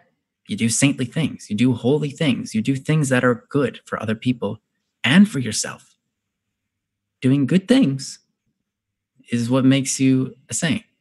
Um, Now, of course, that requires a lot of grace from God and that sort of thing. But We don't do that on our own. we don't do it on our own, right? We don't think that we're all that in a bag of chips. Mm-mm. We're just a chip. No. Or a crumb of a chip. Yeah, we're just a crumb of a chip, right? But regardless, even outside of the Catholic faith, I mean, everybody's capable of doing good things. And so finding, opportunities come a lot and we don't notice them. Sometimes you're just sitting in the kitchen and you have a thought, wait, all these dishes are now dirty and my mom's going to clean them. Cool. I don't have to do anything. Sometimes you have the thought though, what if I did the dishes?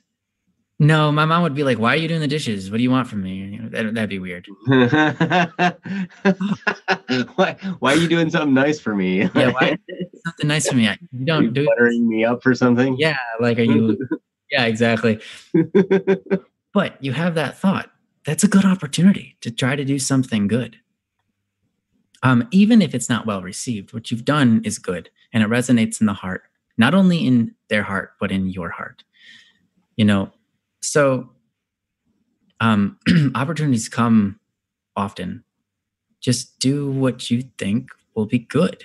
And sometimes we have lots of good choices to choose between. So, anyways, that's all I'm going to say. I mean, there's so much more that could be talked about on this subject. I'm going to give it over to Joe and see, just to see all the things he has to add on to it. Yeah. I'm with Ryan. I think, we could talk for days on this. Mm-hmm. But Jack, what's that? It's a wonderful topic. Oh, yeah, absolutely. It's fantastic.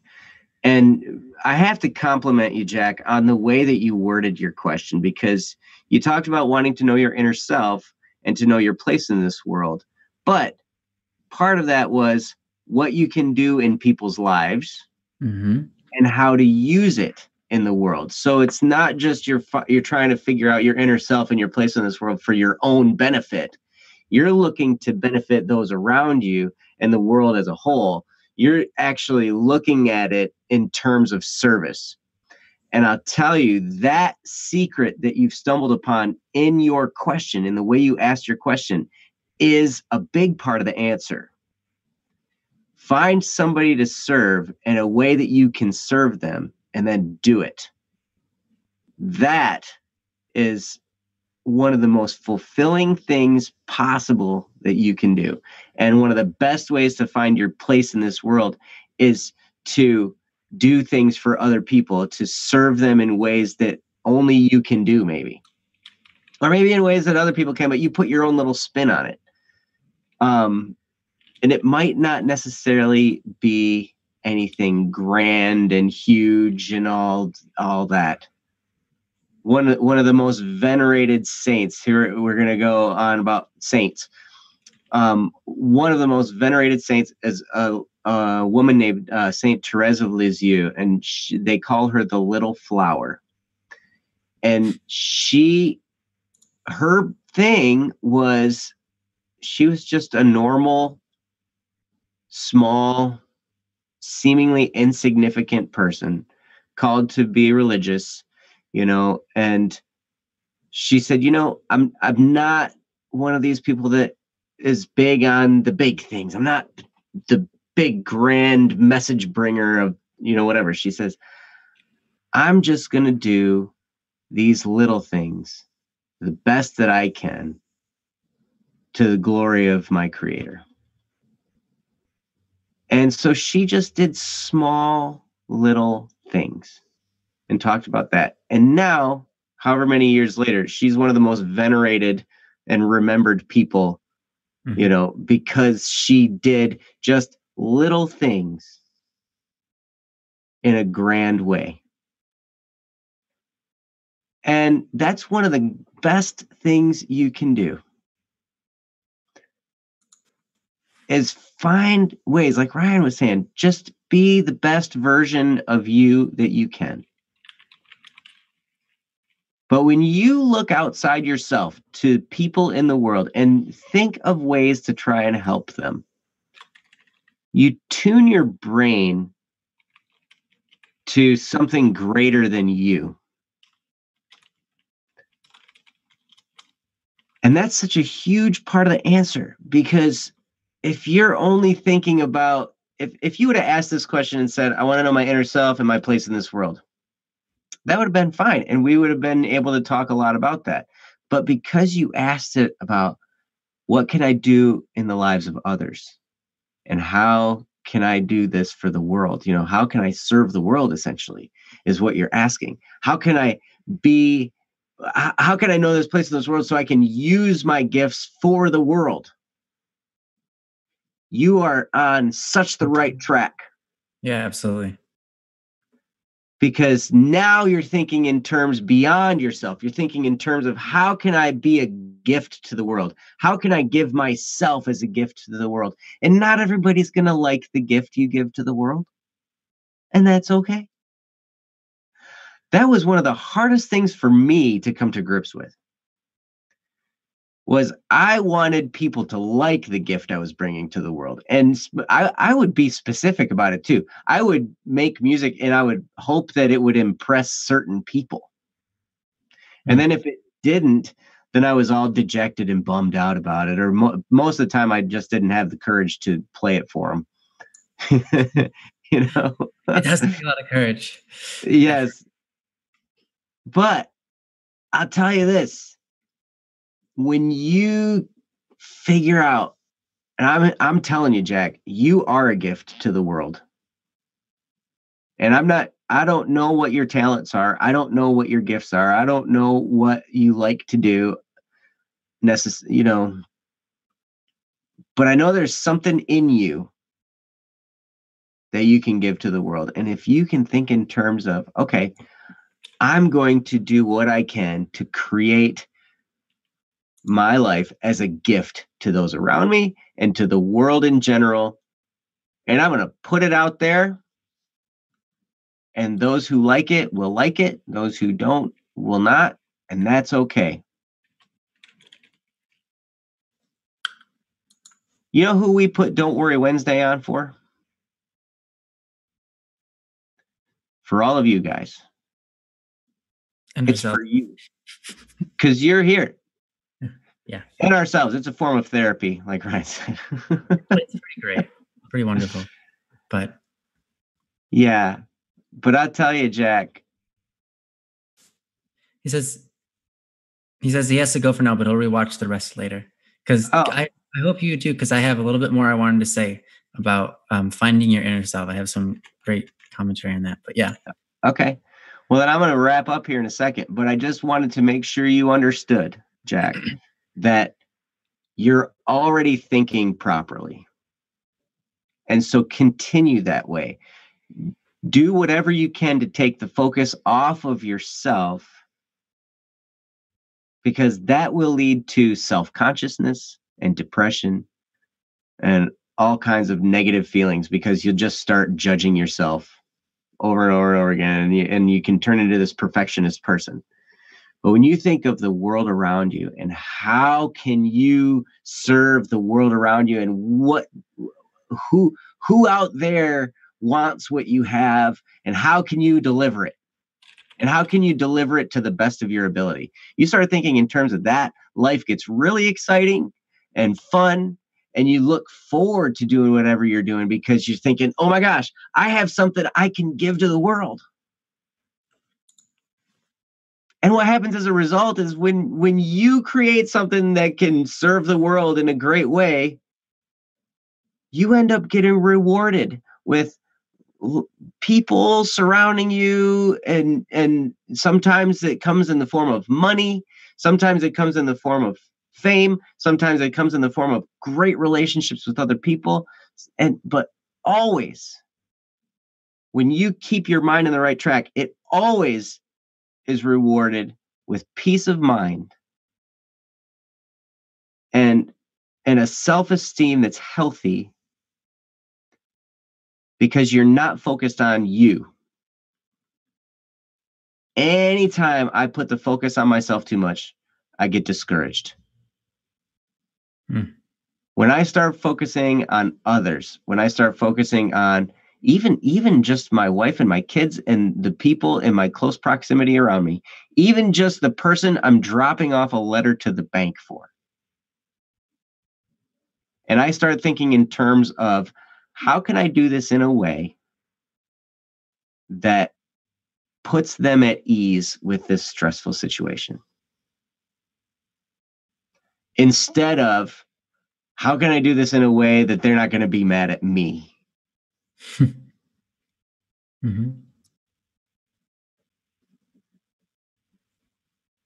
It lightens up. My self-consciousness goes away. I feel less discouraged, and I'm free from those inhibitions that were barriers to me connecting with that person, if that makes sense.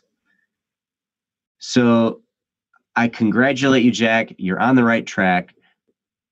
That was a rhyme. I didn't even try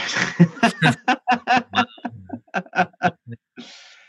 Thank you for your question. And I'm going to turn it back over to Ryan because he's got some great insight. So yeah. Thanks, Joe. That was great. And just on your last comment there, it's so true that when you do things for other people versus when you do things for yourself, when you do things for yourself, you get discouraged. It's true. I remember, like you were talking about earlier, sharing music with other people. When you write a song and then you're like, nah, I'm too scared to share it with other people because you're doing that for yourself. Right. When you write a song for, when you write a song for somebody else, a lot of times you're still writing it for yourself. But I'm going to give you an example of when I wrote a song that wasn't for me and how it moved me forward so much. I wrote a song that was for a man named Chris Brady. And I didn't write it because I wanted to write it. My brother asked me to write it. I was like, I had nothing to write. So my brother was like, hey, why don't you write a song about this type of thing, about, the manifesto of Chris Brady and his rascal kind of idea and whatever. And so I was like, okay. And so I did. And then Kyle, my brother, was like, why don't you just, send it to him? And then I created a Facebook website and I sent it to him. If any of that was for me, I wouldn't have even started the project. If I had come up with the idea, I would have been like, nah, he's not going to want that. And that's weird. That's too weird. But because my brother asked, I was like, okay, he asked for it, I'll do it. And then I sent it to, Chris Brady, who's a owner of a very large business. And he received the message months later and then asked me for the song again because it had gotten deleted over time. And so I sent it again and he was really impressed with it. And so then he asked if he could buy the song. And I said, how about we meet up? And because that was an opportunity because Joe had always wanted to write an album for this business. And all of this came about. And we ultimately ended up writing an album for the business.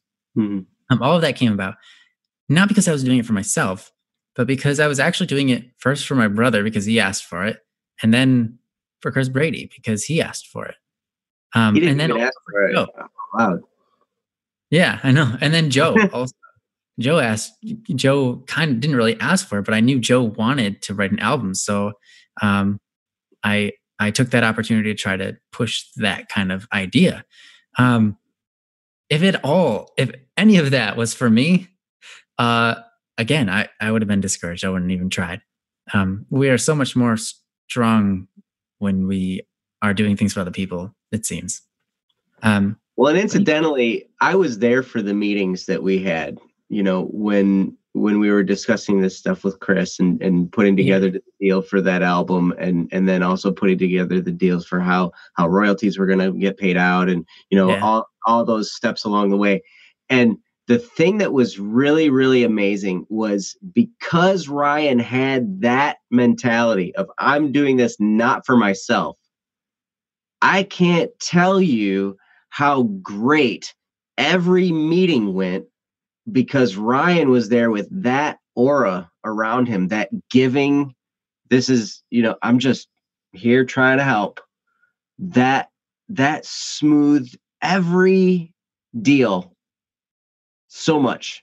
And it will do the same for anybody if you have that mentality. But if you go in thinking, what am I going to get out of this? Then it just kind of makes everything kind of grind up a little bit. Yeah, anyway, keep going, Ryan. Sorry. That was really nice of you to say. I really appreciated that. But yeah, and I mean, I can't really take credit for that a whole lot. I think it's like the Holy Spirit, but yeah. Yeah. So anyways, that's just an example of kind of like what we were talking about in the concept of, when you do things for yourself, a lot of times you don't have this, you don't have the strength, the gall, the courage, the, everything you need to pull through. But yeah, anyways, what I was going to say, and this will be my little final comment here, was that you said, you want to know your inner self. Here's a great way to start trying to find this. Who is your inner self? I think the main question is, who do you want to be? And when I say that, I don't mean what do you want to do? Don't get that confused. I'm not asking, who do you want to be? Do you want to be a baseball player? Do you want to be a fireman? I'm not asking that. Who do you see yourself? And if you look at yourself in the future and say, that would be amazing if I was that person. Not an activity.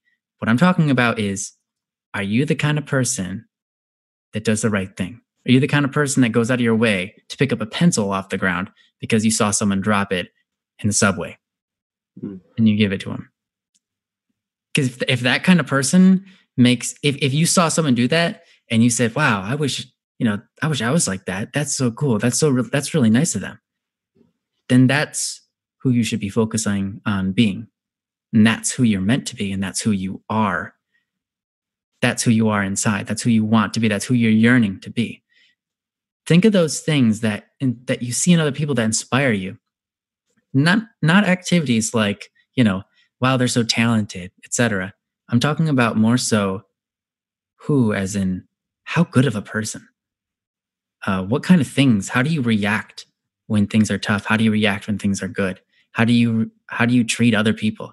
Do you want to be the kind of person that can not feel scared approaching people and having conversations with strangers? Is that the kind of person that you think is amazing? Well, then maybe that's who you're supposed to be. How do you do that? Well, you just start. You pretend you're that person. You go up to a person all nervous and scared, and you start up a conversation. And then you realize that wasn't too bad. It only lasted a couple of seconds or a couple minutes. And maybe it was awkward at some points. Maybe it never got awkward at all. Either way, it's done and over with, and you've done your practice. Now you can work towards becoming more and more so that kind of person. Mm-hmm. The kind of person that can talk to people and confront people and share their feelings. And if that's the person you want to be, if that's the kind of person that stands out to you, is when you look at yourself and say, who, imagining yourself in the future and just saying, who do I want that future person to be? So if you're looking for your inner self, a lot of people look for their inner selves.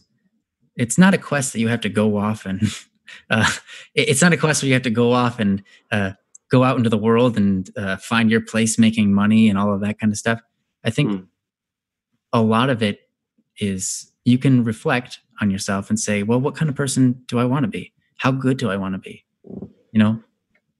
How do I want to react when someone insults me? What's the best I could possibly react when someone insults me? That's the person I want to be. And that's your inner self. That's who you're searching to be. That's who you're longing to be. And a lot of us aren't there. Actually, all of us aren't there. We all have places to grow. But as we grow, we notice that happiness comes from that. We notice that we start to feel like, yeah, this is me. We start to feel like we've got things together a little bit, And so I encourage you to do some reflecting on that sort of activity, on that sort of concept, and let that define you. Not necessarily your grades at school or whatever, even though those are important things.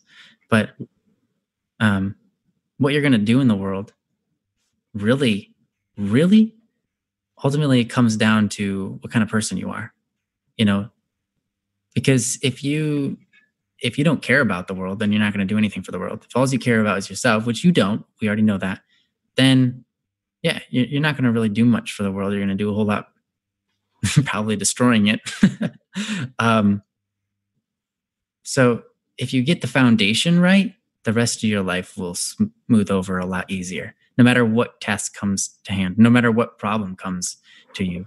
If you've got a good foundation and you know who you are, know who you want to be, know who you're building up to be, see the good things in others and the good things in you and start building up to that, no matter what wall comes to face you that's a challenge, you'll be able to climb over it because you have a good foundation, and you just got to keep on moving forward through it.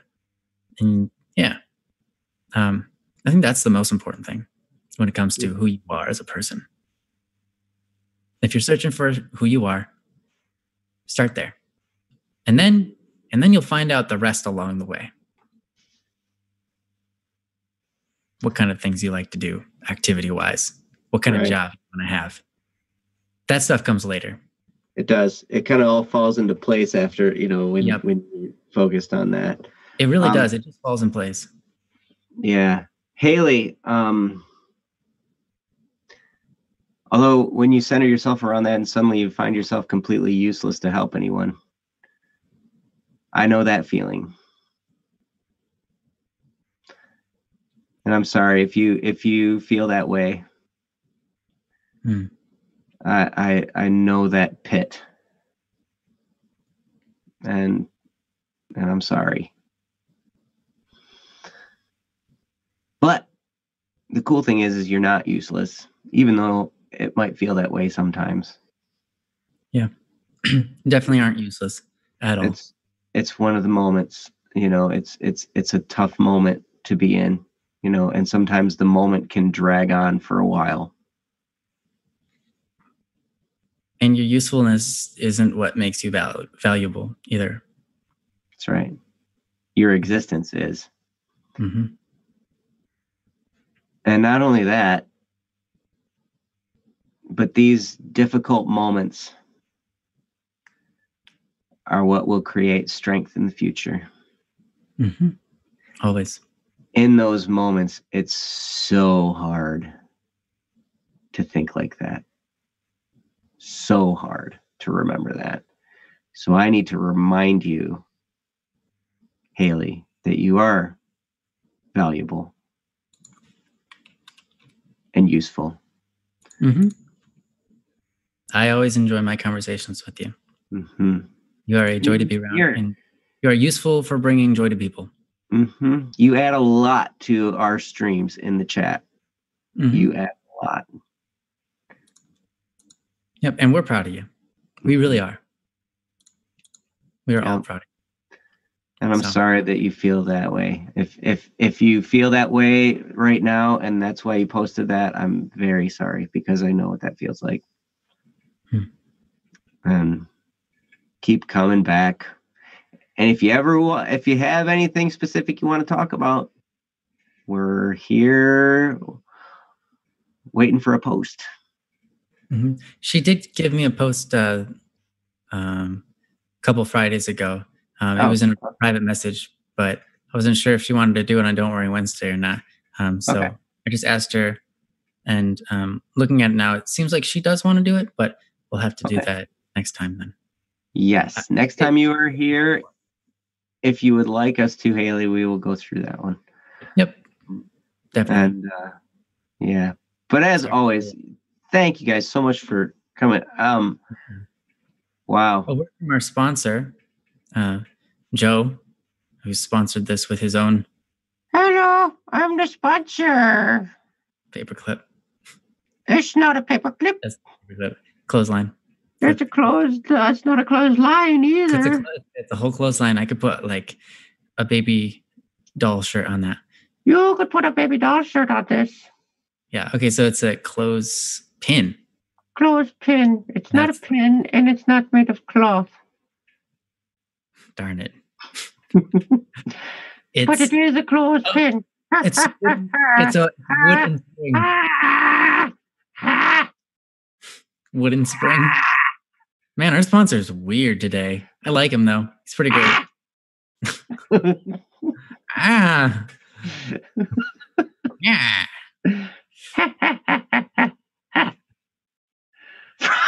Frostbeat. Frostbeat. I just made him mad. He's upset with you now. Like, yeah, that was stupid.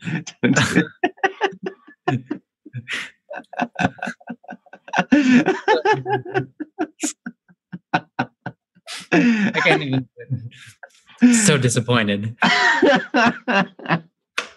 Haley, is that the word for pineapple? My English is impeccable. Absolutely not. That's for sure. Yeah. So that was our sponsor. Jesse, thank you so much for constantly keeping up with the chat, ushering people in and letting them know why this is a Wednesday, Friday and Wednesday, or sorry, Wednesday and Friday, and hosting and everything. So a round of applesauce to you, except for I don't have any applesauce, so you'll just have to imagine it. I don't have any either. Okay, a round of imaginary applesauce. Pineapple sauce. Yeah, enjoy it. And with your imagination, enjoy that. Imagine it tastes like you like it. Yeah. Anyways. Yes, thank you, Jesse. And thank you, Princess, for the posting and for helping everybody to feel so welcome. Mm-hmm. Thank you, Princess. You are amazing. Thank you, everybody, for being here and contributing to the conversation. Haley, Akil, Science, Frost. Those are the ones I see right now. Jack was here earlier. And Jack, yes. Tiandre? Whole bunch of people. And all you lurkers who didn't post anything in the chat but just were listening. Using your ears. Yeah. Hey, you've got... Whoa. I always heard you got 2 ears and 1 mouth, and you should use them in that proportion. You should listen twice as much as you speak. But you guys are all typing in a chat, so you have 2 ears and 10 fingers. Use them proportionately. Also, the size of my mouth is probably much larger than the size of my ear. So, at least my ear. Yeah. So, if that's proportion, if you proportion it that way. Anyways, doesn't matter. It's a Wednesday, Friday, Tuesday, Wednesday, Tuesday, Sundays, Friday. So you gotta run. They got a run day. Wait, Sunday fun day. Is it? I'm sure it is. It's by the Bee Gees. Feels like I heard it before. I don't think it's by the Bee Gees. By the Talking it up on the Barry Gibb Talk Show.